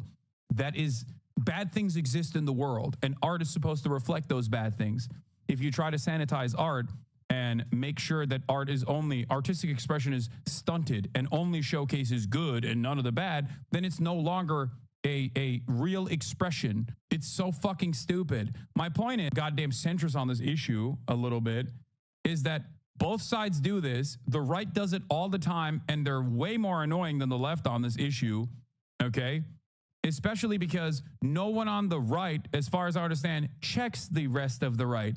In the same way that, like, I, as a leftist, routinely yell at radlibs who look at artistic expression and say, we must sanitize it. We must sanitize it. It is not woke enough, okay? Anyway, let's get back to this dumbass video. What I'm saying is true. We should notice a feminization, a pussification, a gayification of video games that has happened the past 20 years. And before you bring up that video games don't have boxes anymore in 2024, calm your tits, you know what I mean. So to find 6 modern games, I didn't have to look very far. I literally just went to the front page of Xbox Game Pass and found these games. This is clearly what Phil and his team of homos actually expects us men to play. Here they are. Creatures of... Expect us men to play.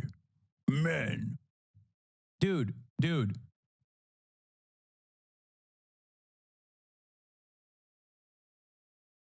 Great segue into something that I just really wanted to react to with you guys. Gavin will probably also want to react to this with you guys, so double up. We'll get a little both react along. I don't know if I'm going to cut clips of any of this. I don't know if it'll be on Casa del Vanguard. I don't know if it'll just be for members after this stream is over. Hit the like button, hit the subscribe button, and please chat, because I do not have anyone to talk to here with me today, so I'll be trying to pay attention to chat and respond to any questions you guys might have in the meantime. But yeah, this was super fun. Got a message from a little birdie the other day that was like, oh, hey, they reacted to your stuff on Majority Report. And I had to check it out. And of course, I'm really excited to react to this with you guys. Credit where credit's due. That's what this segment's about. This segment's about.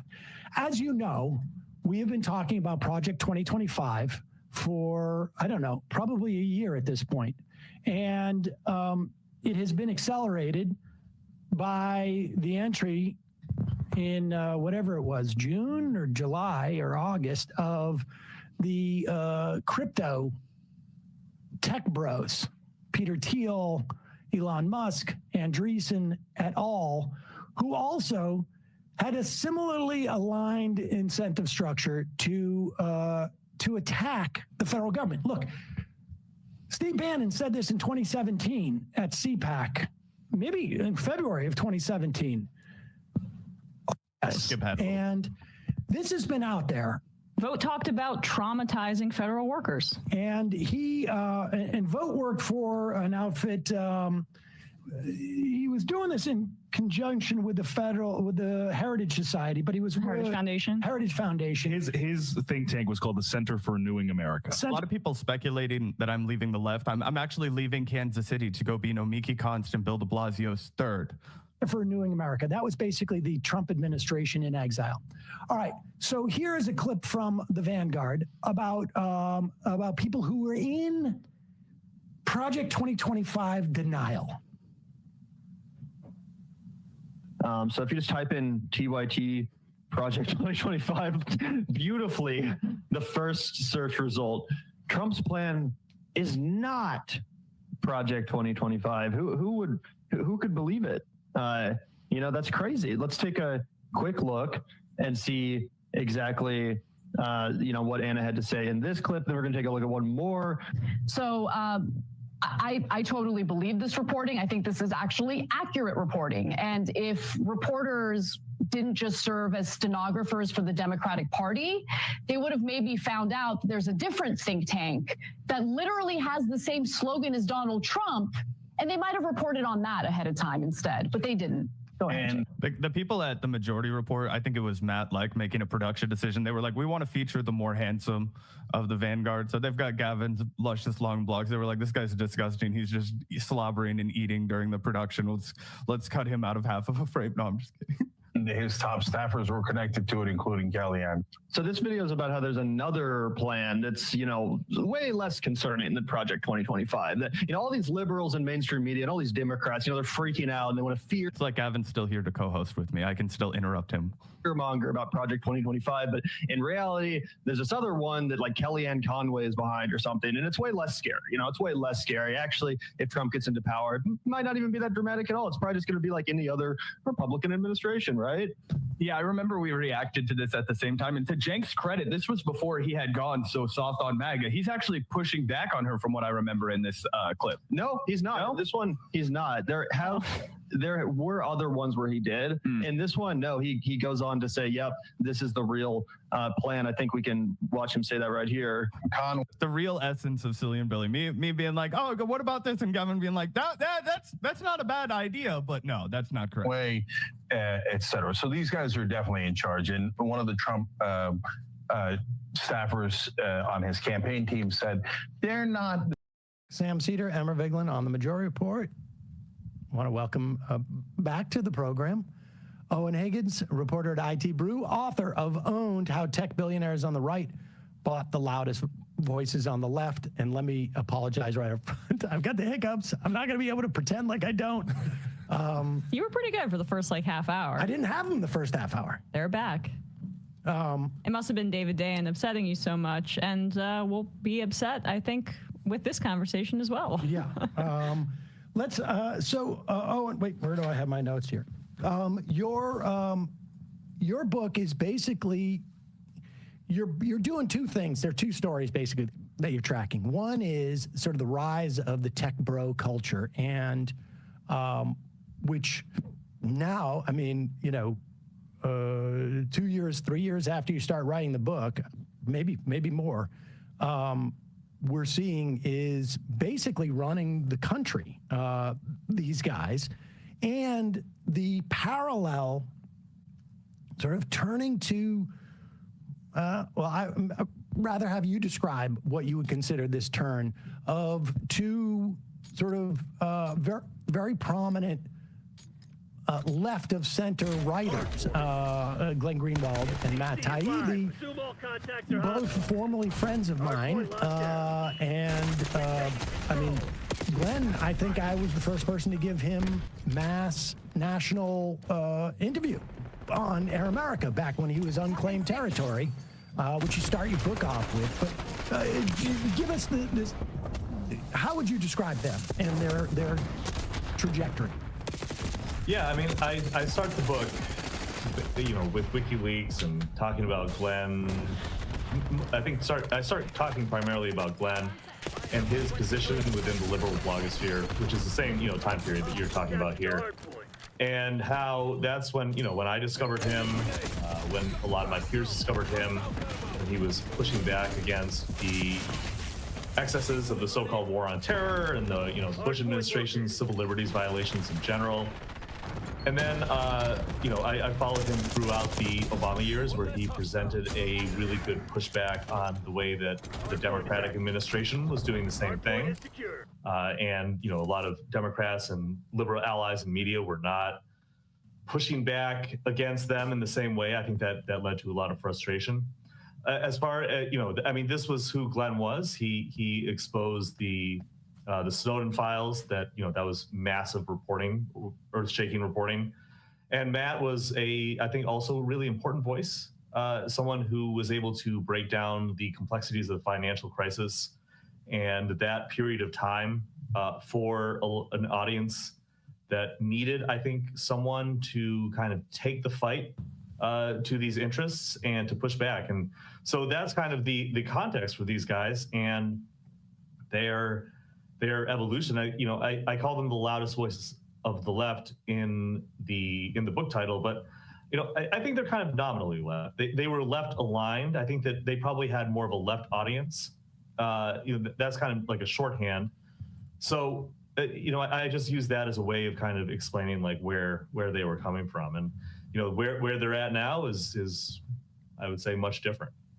I mean, it was interesting for people coming out of that era, and by that era I mean like in the run up to the Bush second Bush election, and just after that when the blogosphere was at its sort of like peak.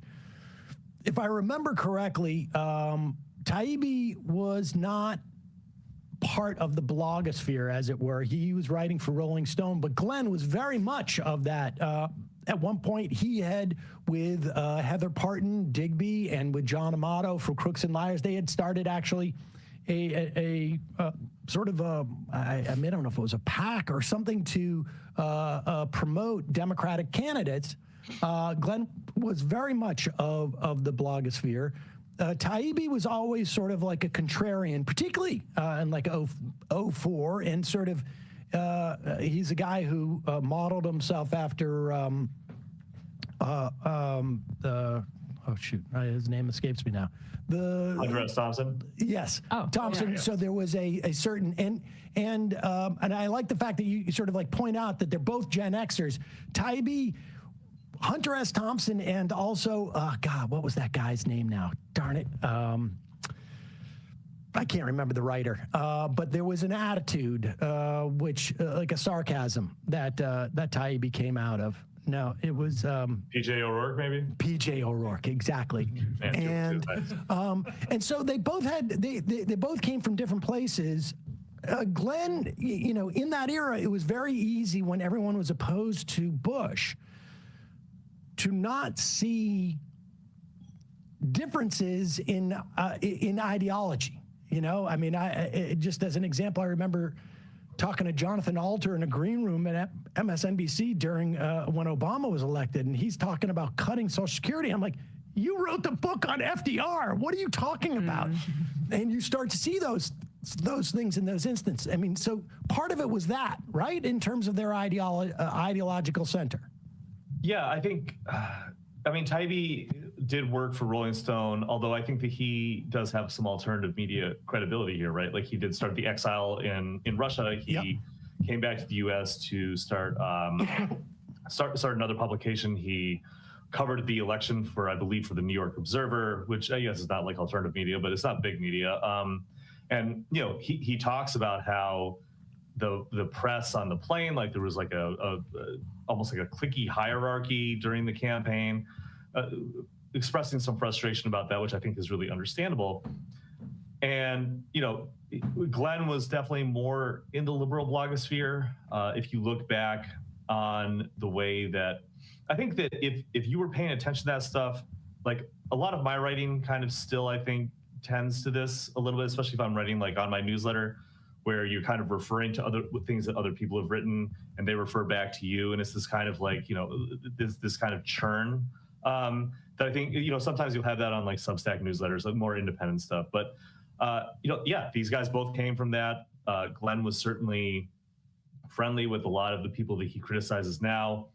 I can't remember if I quote it in the book or not, but I remember him, referring to the great Charlie Pierce, the Esquire writer. Certainly they're not friendly anymore. He was very friendly with Rachel Maddow and Chris Hayes. They're not friendly anymore, friendly with you. This was just a really like a different time. And during the Obama administration, the way that a lot of liberal allies of the Democrats in the media who Glenn had written alongside when they were opposed to Bush started to support this stuff, as I said. And I think that was very frustrating for me, certainly. So I know that it was frustrating for him because he talks about it in the book. Talks about Maddow specifically, how she kind of went more toward, I guess, the center, like the mainstream, you could call it the deep state or whatever, like this kind of national security Democrat liberal thing. And while he feels still that he maintained his principled opposition to surveillance and the excesses of the war on terror. So I think you have to kind of contextualize both of them in that moment, and everything that kind of came after that, I think is massively affected by that moment and that feeling of betrayal. And they really, the interesting thing is they started in very different places. Like, in 2008, but you wouldn't talk of Taibbi and Greenwald in the same breath. They were just completely different animals. And Glenn's turn, it seems to me, was, and he without a doubt, I distinctly remember that era where he was alienated on some level by sort of like your typical liberal writers, but there was still a lot of sort of like,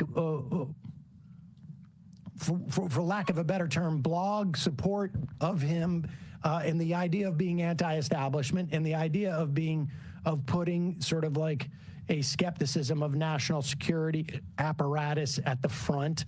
But it was interesting because from my perspective, and the stuff about Maddow is very revealing, because Maddow did not change. I will say this, and I don't say that as a compliment. I want to make that clear. Like, that what changed was Glenn's access to that platform. And my sense is that he was already ideologically in a place where the dispositional way in which he wrote just became, from my estimation, a more of a personal issue than a change in his ideological stance. I mean, now we're much further from that, and he's much more of a hack, I think. But the Maddow thing is fascinating to me because I watched that in real time, and I was never sympathetic with Maddow. I don't want to get too revealing, but I've people know that about me. I've never been on her show. The last time ever talked to each other was actually on an Air America show.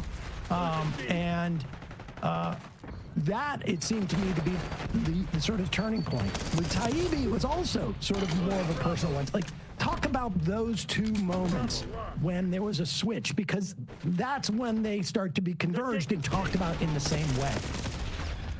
Yeah. Well, I think those... Okay, I guess I'll start with Maddow and Glenn's lack of access to MSNBC. I mean, this is a reality. This is what happened. The book, originally, the first draft of the book had a much more lengthy discussion of this, but it was kind of, it got a little tedious. But basically, during Glenn's time at Salon, he would get on to MSNBC rather frequently. And if he was going to be on there, or in the wake of him being on there, he would write about the programs, write about the people on there rather favorably. And if it had been a little while since he had been on there, the writing turned a little more critical. You can find this with him and Fox News too. I did a whole study of this for my blog back in 2021, where I graphed out his support for his tweets in support of and in opposition to Fox News in relation to it having him on. And it's just like the positive ones just go whoop once he's on, and the negative ones just disappear, right? And so kind of a similar kind of thing happened with his writing in Salon and MSNBC. So I do agree that there is an aspect of that is real, and obviously when Maddow was saying this stuff and kind of being more supportive of Obama, but was still having him on her show, he was blurbing her book and still being more friendly to her because there was that question of access, right? So I definitely agree with that. I think that's definitely true.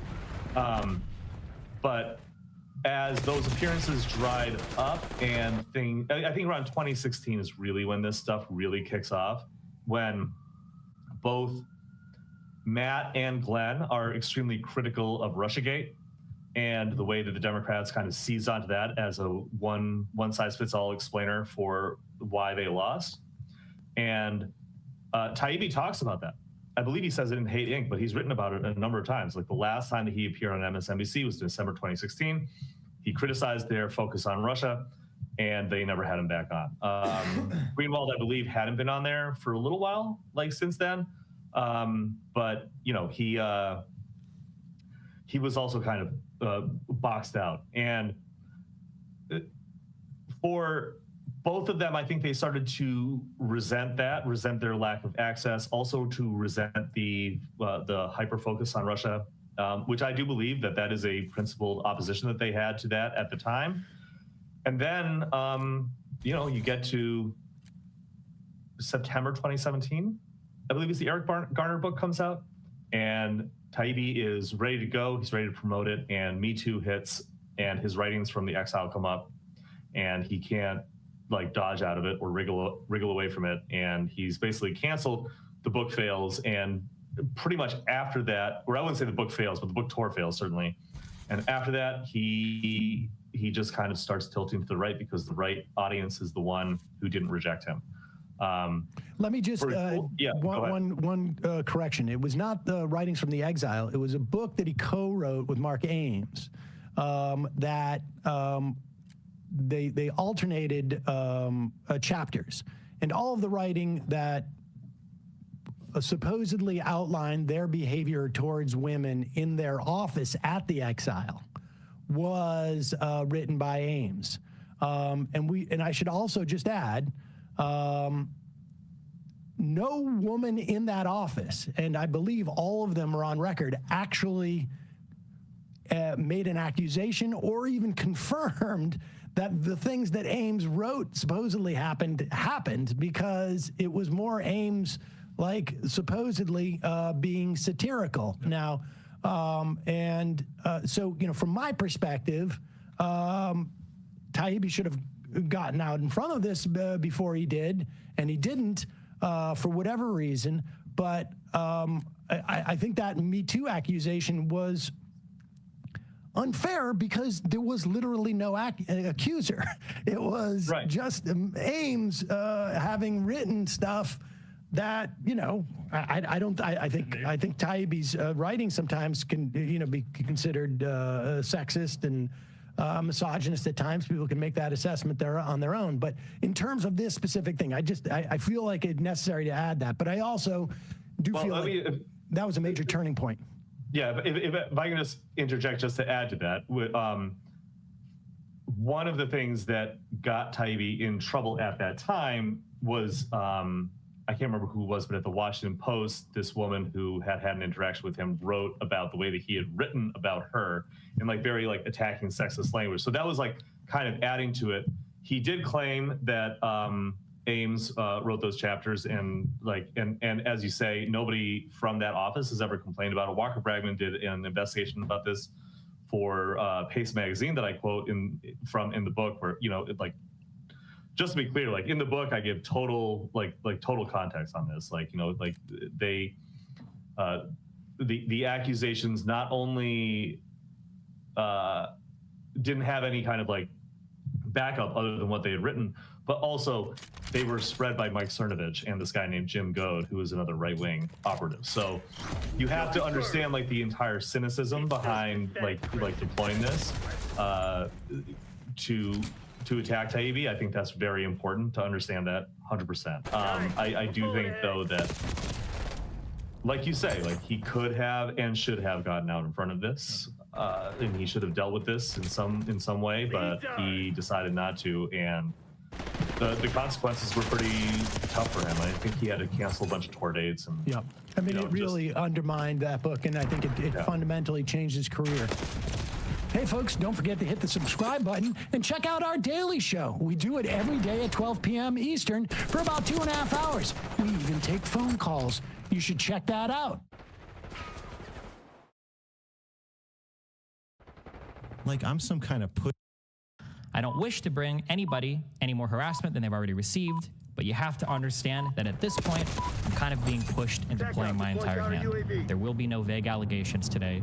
There will be no mentions of nukes, only mushroom clouds. What was the title? Keppel's, a case study on internet terrorism and mass media manipulation.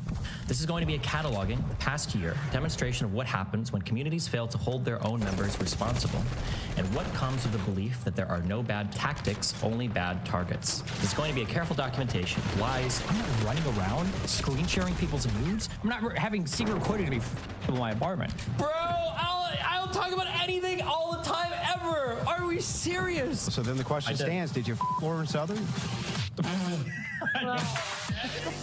Scams. Every single person on the internet that is pushing NFTs is just trying to find a bigger sucker. You can basically buy and sell, or you can buy and sell like Twitch clicks, and you get an NFT that you can get autographed by the streamer. And you know what? If you buy it, I can go right up here and click autograph, and I can sign whatever NFT you want me to sign. Okay? Threats, bullying, doxing. I literally just doxed that girl, the one that tried to throw egg on me like a week or two ago. I don't give a fuck about like doxing, and an utter lack of accountability. Molina recently confirmed that the sex tapes leaked by Destiny's former girl were shared by Destiny without consent. Good one, nice. If she has no legal recourse. I've got a whole bunch of super chats for you. Wick, ready? Okay. Over the years, I've worried about the types of tactics endorsed by progressive communities. The uncomfortable distorting of narratives. Honestly, I'm pro-genocide. It sounds really shitty, but like I think that Israel should just drop its borders about where it is now, and basically Palestinians can go live in another place. That's really shitty, but like that's about where I'm at. The grotesque shape-shifting of facts. Let's say there's a person that's like 30 years old and tries to like randomly sext like 14-year-olds and 15-year-olds. That wouldn't be, I don't think that would be considered grooming. The general inability to hold themselves to a decent standard of behavioral conduct. The rioting needs to stop. And if that means like white redneck militia dudes out there mowing down dipshit protesters that think that they can torch buildings at 10 p.m., then at this point they have my blessing. Because holy shit. It's the tale of an internet bully given far too much power. Did you guys know that if a bitch breaks up with you and you send her nudes to everybody, even that's wrong, guys? On a mission to seek fame and fortune. So what's that look like revenue-wise? I think last time you said it was like 50K a month. It's probably a little bit higher than that now. Yeah. By building a career through vicious conflict. Actually kill yourself. Yes, kill yourself. We've allowed ourselves to gaze into the abyss for far too long. Destiny is the result.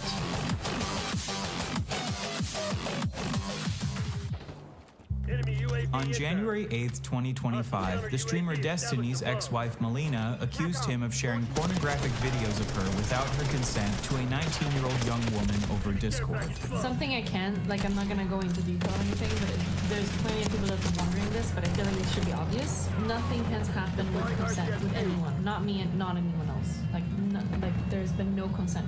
On January 21st, 2025, one of Destiny's close friends named Pixie accused him of also sharing pornographic videos of her without her consent. Destiny later revealed that this 19-year-old he had sent these pornographic videos to had allegedly been hacked, leading to these videos being leaked on the internet. A friend of mine's account from that I talked to like 3 or 4 years ago ended up getting compromised, and you know, sometimes you just gotta roll with the memes. It is what it is. What do you want me to say? What do you want me to say? Okay. Later on that same day of January 21st, one of Destiny's previous close friends named Cherry not only accused Destiny of sharing a recording of them having sex without her consent, but also of recording her without her knowledge. Destiny has since admitted to sharing these sex tapes of Pixie and Melina without their consent. Cherry's allegation is still just an allegation, but she has recently filed a police report against Destiny. This is the story of Stephen Bennell II, a man given far too much power and the ways he has abused this power for his own personal gain. Hi, so this video has been a long time coming. I've been slowly collecting evidence about this man Destiny here for about 3 years now, and I don't know about you, but I think it's finally time to take this motherfucker down. Destiny is widely hated by a variety of communities across the internet for a variety of reasons. But no matter how hated Destiny became, he always had a strong army of sycophants that would defend him no matter what he did. However, recently, almost all of his orbiters have abandoned him. Orbiters are what he calls his friends who stream with him. Basically, the implication is that Destiny is this massive planet, and all of his friends are these little planets that orbit around him. This has created an ecosystem where most of Destiny's friends rely on Destiny's success for fame and money. And because most of these people rely on Destiny for money, they've done a remarkably good job at sweeping allegations against Destiny under the rug for years. However, these recent allegations against Destiny have been so egregious that the majority of even his most loyal orbiters have decided to leave his orbit. Now, barely anyone is still defending Destiny. One person who is still defending Destiny is Myron Gaines from Fresh and Fit, who recently decided to slut-shame Destiny's victims. Where I go, I feel extremely violated with how so many people saw me non-consensually in a vulnerable position. I feel like people are always going to use this as proof that I slept my way to whatever achievement I garner. I feel like it's evidence that everything would be better with me gone. Well, I hate to be the bearer of bad news, Prixie, but you did sleep your way to the top. You know, you gotta call a spade here. Even though Myron is an absolutely insane anti-Semitic woman hater who stands for everything that Destiny claims to be against, Destiny says that he has more respect for Myron than for anyone else on the internet. In all of my years, God, this feels so shitty. In all my years doing content,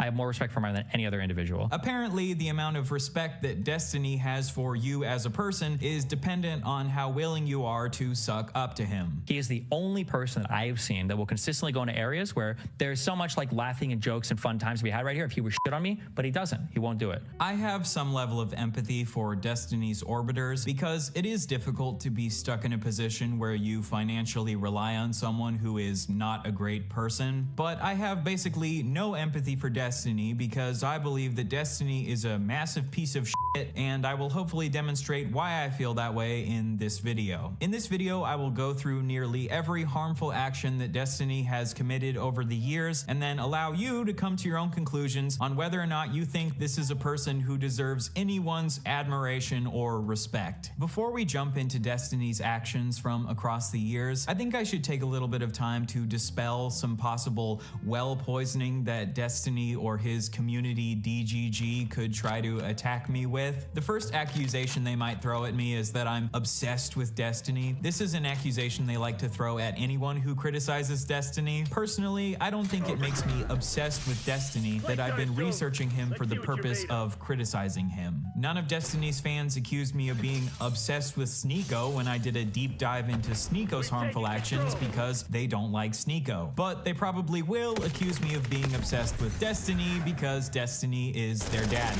This is the first video I've ever made about Destiny, and it'll probably be about an hour and a half long. Compare that to the probably hundreds of hours that Destiny has spent on his stream criticizing Hassan. And I have nothing against Destiny criticizing Hassan. It would just be pretty hypocritical to accuse me of being obsessed with Destiny for making 1 hour and a half long video about him, while Destiny has talked about Hassan for hundreds of hours. Destiny has written multiple incredibly long manifestos criticizing creators like Vosh, Keffels, and Bob7, who Destiny believes have wronged him over the years. Although I find the label of manifesto a bit cringe, I see nothing inherently wrong with Destiny writing manifestos to chronicle the bad behaviors of these creators. So, in the same way, I guess this will be my manifesto against Destiny. And if you have an issue with me making this manifesto, I hope you will stay logically consistent and also criticize Destiny for making manifestos about Vosh, Keffels, and Bob7.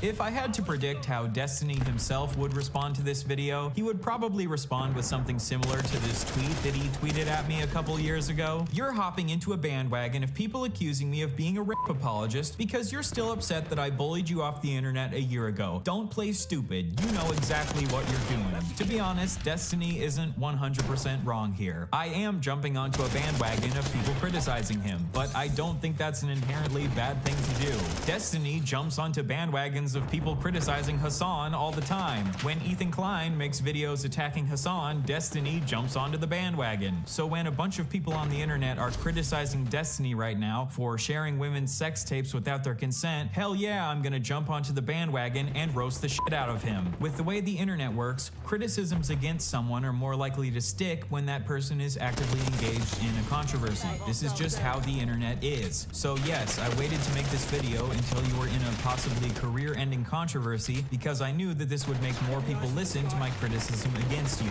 Do you have a problem with that? You know how the internet works, Destiny. You jump onto bandwagons of criticizing people who are in controversies all the time. But now that the shoe's on the other foot, you're mad about it. All the other shit from all the other vultures and all the other communities that are like coming in trying to like make drama out of this, that don't give a fuck about any victims or any people involved, which is the majority of people.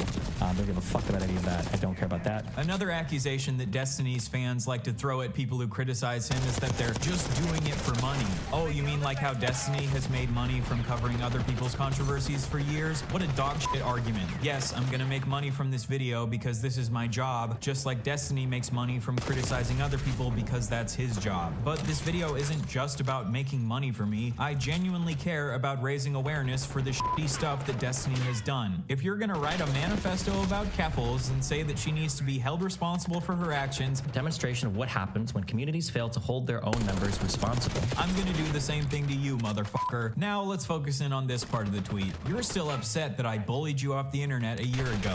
You know what, Destiny? You are not totally wrong. Being bullied off the internet didn't feel particularly good because people don't tend to enjoy being bullied. Destiny and his community definitely have bullied me over the years, but I don't really care to relitigate my personal beef with Destiny. Destiny and his community weren't very nice to the suit-wearing fatty. Who gives a fuck? But Destiny, you don't get to criticize Keffels for being a bully, internet bullying, and then turn around and take pride in the fact that you're a bully. That is called hypocrisy. The fact that Destiny and his community have bullied me in the past probably is a factor in why I chose to make this video. And I would argue that the treatment that Destiny received from creators like Vosh and Keffels is one of the reasons he made manifestos against them. As much as I might want to, I am a human being and I can't fully separate myself from my own personal biases. And the fact that I have been bullied by Destiny and his community in the past does probably make me somewhat biased against them. If you feel like my personal bias against Destiny means that I'm not the right person to make this video, I respect that opinion and I encourage you to go watch a different YouTube video. But in this video, I'm going to try my absolute best to be as unbiased as possible and stick to the facts as much as possible. I am going to try my best to not view Destiny in bad faith because I think even if you view him in good faith, he's still a piece of shit. I do feel like one of Destiny's tactics from across the years is to be incredibly mean to anyone he has a conflict with. So when that person eventually decides to make a video criticizing him, he can just write that person off as obsessive and just mad because he bullied them. As a supporter of yours, I would appreciate if you addressed some of the points made in the Britney video. She seemed to be pretty fair, especially in her conclusions. I don't have time to address every deranged, obsessive video that's made about me. I still have haven't watched the Britney video. Just add this tactic to the long list of tactics that Destiny and his community use to deflect criticism from themselves. The last criticism that Destiny and his community might make against this video is that I'm bringing up a bunch of old news that Destiny has already addressed. While that might be the case for some of the things I talk about in this video is not being made for Destiny's community. I'm making this video for the broader internet, and the majority of the broader internet doesn't know about all of these past controversies that you might consider old news. Contrary to what you guys might believe, the entire world does not orbit around Destiny. If Destiny is going to be interviewing potential presidential candidates like Marianne Williamson, then I think the broader political community deserves to know about Destiny's past actions. Destiny has said before that he has nothing to hide, and people can't expose him for anything that he's done in the past because he's open about everything he's done in his life. When someone else was trying to expose Destiny for his bad behavior, he sent these messages to his chat. So if he wants to expose me, that's fine, let him expose. But he needs to post receipts instead of just vaguely alluding to shit. There's literally nothing anyone could have on me for anything because I don't do anything bad/weird. I am the cleanest motherfucker in this entire scene. The worst anyone could ever have on me is fucking dick pics or something. He can talk about whatever he wants, but he should provide proof, not just baseless accusations/speculation. Alright, Destiny, in this video I will provide plenty of proof and receipts to back up everything that I accuse you of. If what you said in these messages is true, then you should have absolutely no issue with me lying out everything that you've done over the years on the table. Are we on the same page? Great. Honestly, I feel like the fact that I feel the need to lay out all these preambles and pretext and shoot down possible criticisms before they make them should show you that Destiny's community have become masters at deflecting criticism against them. You can call these motherfuckers Bert from Mary Poppins in the way that they're masters at sweeping. The joke here is that Bert from Mary Poppins is a chimney sweep. It's a funny joke, okay? Fuck off. My goal in this video is not to push some sort of political agenda against Destiny. I actually think he is a very smart dude who's one of the best debaters on the internet and one of the best people at using logic to defend liberal values. I debated Destiny a couple times a few years ago, and he definitely wiped the floor with me, especially in our second debate. I have no shame in admitting that. Destiny is definitely a better debater than I am. Even if I disagree with a lot of his opinions because I'm a leftist, I can still recognize that he's done a great job dunking on a bunch of dumbass conservatives. But like Destiny said in his manifesto against Keffels, I don't think we should be afraid to hold members of our own community accountable. Demonstration of what happens when communities fail to hold their own members responsible. And Destiny has done a lot of fucked up shit that I think he needs to be held accountable for. Just because he's a good debater who's really good at defending the liberal ideology, I don't think that means that we should sweep his bad behavior under the rug. And I don't understand how Steven can really say that he wants to be a serious political advocate if he doesn't want to manage his personal life in any way that's serious.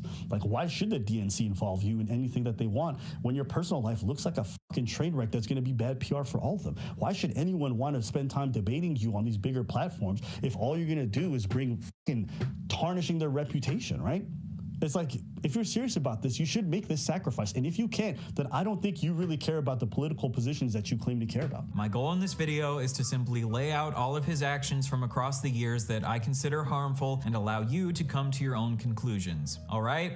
Let's get into it. In this video, I hope to establish a pattern of how Destiny over the course of his career has repeatedly taken advantage of and harmed women and occasionally children, and how he has advocated for a world that makes it easier for people like him to harm women and children. We'll start by going through Destiny's harmful behavior towards women, then we'll take a detour to his harmful behavior towards children, and then we'll loop back around to his harmful behavior towards women again. Sound good? Well, it's not going to be. Around the end of 2011, Destiny sexually assaulted a woman on his live stream. I'm not using the word allegedly here because we have video of him doing it, and he has openly admitted that it was sexual assault. I would say that in my streaming career in the past, like totally publicly, like I completely and totally like assaulted a girl on stream before for like fucking 5 minutes or whatever. I got super fucking drunk and was like grabbing her fucking breasts the entire time. Later, Destiny has attempted to downplay his actions here by tweeting, "I was drunk off my ass literally for the first time in my life." And he said that at the time he didn't understand how bad it was, but now looking back years later, he understands that it was reprehensible behavior. And at the time I figured like, oh, well, you know, we're gonna fuck anyway, like it doesn't matter, like like she's chill or whatever, like I'm drunk, it doesn't matter. Like at the time, I'm thinking like, you know, oh, it's not a big deal. But like looking back, I'm like, okay, wait, this is like really, really, really reprehensible behavior. But if you go back and watch the clip, immediately after assaulting her, he says, listen, I'm gonna apologize to you so much tomorrow. Listen, I'm gonna apologize to you say sorry. so much Get the tomorrow. Why would you need to apologize to her tomorrow, Destiny? Is it maybe because you understood that what you were doing was wrong? To me, this shows that even in his incredibly drunk state, he knew that what he was doing is wrong. And obviously, being drunk does not absolve you of your actions. Otherwise, we wouldn't criminalize drunk driving. You've come here to this stream to defend drunk drivers to me. This is a common tactic with Destiny where he'll half take accountability for something, but half try to downplay it by saying, oh, I was so drunk at the time. Oh, I didn't understand how bad it was at the time. But I'm calling bullshit. You understood that what you were doing was bad, even back when you did it, because you were an adult, not a baby. According to this woman, Destiny has never directly apologized to her, even though she would like him to. She acknowledges that he has indirectly apologized on his stream, but my question is, did he apologize on his stream to save his reputation, or did he apologize because he was genuinely remorseful? I will allow you to answer that question for yourself as we go through more of Destiny's pattern of behavior from over the years. In 2012, Destiny shared private nudes of a woman he had been sexting named Blue T with his friends. Destiny will often claim that the reason for his actions are because he was provoked into doing them and he had no other choice. I'm kind of being pushed into playing my entire hand. But here, there was no provocation. He just thought it would be funny to share this woman's private nudes with his friends and joke about how fucking hideous her face is compared to her beautiful body. And he also insulted her because he thought she looked like Shrek. So he shared a woman's private nudes without consent for the purpose of degrading her. In response, Blue T hacked Destiny's Twitter and tweeted out pictures of his dick. Obviously, I condemn this woman's actions. She posted revenge porn of Destiny, which is never justified. But don't forget that the situation that provoked this was Destiny maliciously sharing her nudes without her consent. On Reddit, Destiny replied to her by saying, I can't imagine how you can think that people will never, ever, ever talk about anything personal or private amongst their friends. Maybe I'm just stupid, but I can't see myself caring at all if you shared pictures between your close friends, especially given the fact that I'd never see any of them in real life. So, in this comment, Destiny is admitting that he did send the nudes without consent, and he's attempting to downplay his actions. A couple years later, when one of Destiny's friends named Bob7 allegedly shared a woman's nudes without her consent, Destiny said that this should be life-destroying. Bob7 shared nude photographs of multiple women after pressuring one to post one without their consent. But I do believe that these are relatively life-destroying revelations. But when Destiny does it, he justifies it by saying that he wouldn't care if someone did it to him. This is known as the personal preference fallacy, arguing that something isn't wrong simply because you wouldn't care if it was personally done to you. Even if Destiny wouldn't care if someone shared his nudes, which I doubt, that doesn't make it okay for him to do it to someone else. And a couple years later, Destiny demonstrates that he knows that sharing nudes is wrong by laughing at this clip of someone explaining how it's wrong. The guy sent the nudes to like his buddy, and the buddy sent it to the other buddy, and it just like the whole school had her nudes. Wow. Right? That's cray. That in and of itself is another example of like violating consent. Even though, you know, for so long we were trained to be like, oh, consent has to do with like, you know, like sex. Did you guys know that if a bitch breaks up with you and you send her nudes to everybody, even that's wrong, guys? Him laughing like this is him sarcastically showing that he obviously understands it's wrong. So I think even back when Destiny did this, he understood that it was wrong. He's just pretending like he didn't understand that it was wrong to avoid taking accountability for his actions. Destiny has a long history of really not liking when women post about their negative sexual experiences online. Real talk, opening up about quote-unquote your rape and shit on Twitter is incredibly fucking weird and should never have been normalized. I have no idea why the fuck people encourage others to trauma dump on social media. It's insanely unhealthy. This was in response to a woman sharing an allegation about how she was stealthed. She was allegedly having sex with a man. She had established the boundary beforehand that he needed to wear a condom during sex, but in the middle of sex, he removed the condom, which is a form of rape. I agree with Destiny that sometimes trauma dumping on social media can be unhealthy, but sharing allegations on social media obviously has the possible benefit of holding people accountable for their actions. And putting the words "your rape" in quotation marks obviously implies that he's casting some level of doubt onto her story. It's one thing to wait to see evidence before you fully believe someone's story that they post on social media. It's another thing to instantly cast doubt on their story just because you're annoyed that they decided to post about it on social media. This controversy started because Destiny had retweeted someone who tweeted, "If you knew he took off the condom and you couldn't even bring yourself to say anything, you shouldn't be having casual sex." A bunch of people got mad at Destiny for retweeting this, so then he tweeted, "If you are noticing someone is taking a condom off and you can't say anything, you probably don't have the emotional maturity to engage in sex. You should probably just grab a caretaker or something and stick to masturbating to furry porn." Sorry. People got even more mad at this tweet, so then he tweeted, "Sorry, I want to apologize for my last tweet. You should treat every single woman you come across like a retarded child who's incapable of voicing an opinion about literally anything. Ideally, you would bring her dad along to every fuck so he can guide her through the process." First of all, she did clearly assert her boundaries before sex. She just struggled to reassert her boundaries when this man started raping her because this made her so uncomfortable. I agree that if you struggle to reassert your boundaries during sex, this could make it more likely that you would end up being harmed during sex. And we should obviously encourage people to assert their boundaries during sex as much as they possibly can. But rather than show empathy for women who struggle to tell men to stop because they're so terrified while they're being raped, Destiny decides to insult these women's emotional maturity and call them retarded children. According to a neuroscience article in the journal Nature Human Behavior, victims frequently report immobility during rape and sexual assault, often using the term freezing. Neuroscientific evidence suggests fear and threat can block cortical neural circuits for action control, leading to involuntary immobility. And this sort of immobility can manifest as physical immobility or verbal immobility. A 2017 Scandinavian study reported that 70% of the 298 women who had visited an emergency clinic within a month of experiencing sexual violence had experienced significant tonic immobility or paralysis when it happened. So when women struggle to reassert their boundaries while they're being raped, this isn't because they're retarded children with no emotional maturity. There are actual neurological reasons for this behavior. When the streamer Hansa Parkir brings up the fact that these women could be having a freeze response when they experience stealthing, Destiny disregards this and says that a victim couldn't possibly have a freeze response just from seeing a man take his condom off. Freeze up is some shit where you're like in a fucking traumatic situation and somebody's doing some crazy shit. Not like you look down and you see that some asshole is trying to slip a condom off. Like, oh, I'm frozen up. I can't fucking think. I don't take the condom off. I'm fucking completely frozen.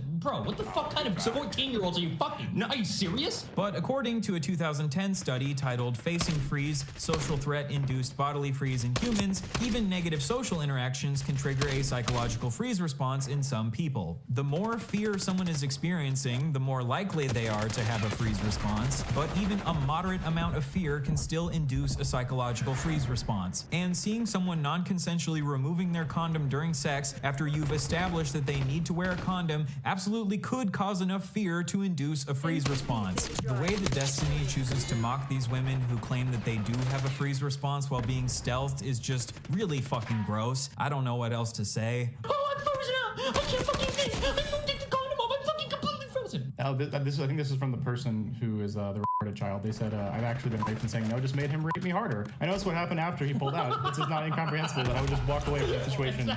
It sounds like she needs to stop having casual sex. To be clear, I don't think that Destiny is saying it's okay to stealth people, but I do think he is choosing to mock women for something that is outside of their control. Obviously, women do have some level of control over reasserting their boundaries during sex, and we should always encourage people to assert their boundaries as much as possible. But if someone is struggling to reassert their boundaries because of a freeze response when someone is raping them, maybe we shouldn't call them retarded children. After this controversy, the absolutely brilliant trans activist known as Keffels decided to make a false allegation against Destiny. She claimed that Destiny himself had stealthed a woman. Oh yeah, meanwhile he stealths people, which is legitimately a form of insane. As far as we know, this is totally untrue. Destiny himself has not stealthed a woman. He was just a massive asshole to a woman who was stealthed. To give Keffel's credit, she did acknowledge soon after this that she was wrong and Destiny actually didn't stealth anyone. Wait, I don't know if he did it. Wait, backing up, I don't actually know if he did it. But Keffels, maybe consider trying to be really sure before you make these types of allegations against people. Destiny is correct that spreading false allegations like this absolutely does undermine the cause of the left. Making this false allegation against Destiny allowed him to shift his focus onto your false allegation instead of focusing on the fact that he was a massive asshole to this woman who was stealthed. Unfortunately, many of the people who have tried to take down Destiny over the years haven't been the sharpest tools in the shed. Speaking of tools in the shed, let's talk about the time that Destiny tweeted that he hopes a woman is raped to death with a shovel. In 2015, the porn star Stoya tweeted allegations that the male porn star James Dean had raped her. This tweet really upset Destiny because, as we've established, he really does not like it when women talk about their negative sexual experiences online. Jesus, why not file a fucking police report instead of tweeting this? You're fucking disgusting. What a fucking idiot at Stoya. Stephen Bennell, why don't you write us a long list of everything you feel a survivor of rape should do? Then I'll use it to wipe my ass. Survivor of rape. It's rape, not murder, not beheading, not a fatal car crash. Everyone survives rape. Get over yourself. Survivor of rape here. Hello. Want to talk about how hard it is to go on every day? Kill yourself so you don't have to live with the pain. So rape survivors should just get over it because at least they didn't die. And if they're dealing with a lot of pain or trauma because of their rape, they should just kill themselves because if they kill themselves, the pain will stop. Very cool, Steven. I have no idea why anyone has ever accused you of being a rape apologist. This should go without saying, but obviously it's good for rape survivors to file police reports to hold rapists accountable, but police reports don't always lead to rapists being held accountable for their actions, which is why sometimes it's good to post about it on social media. At least Destiny will be happy that the woman he allegedly recorded while they were having sex without her knowledge did file a police report against Destiny. Good job, Cherry. You have done things in the Destiny-approved way. Right after this, Destiny got into an argument with another woman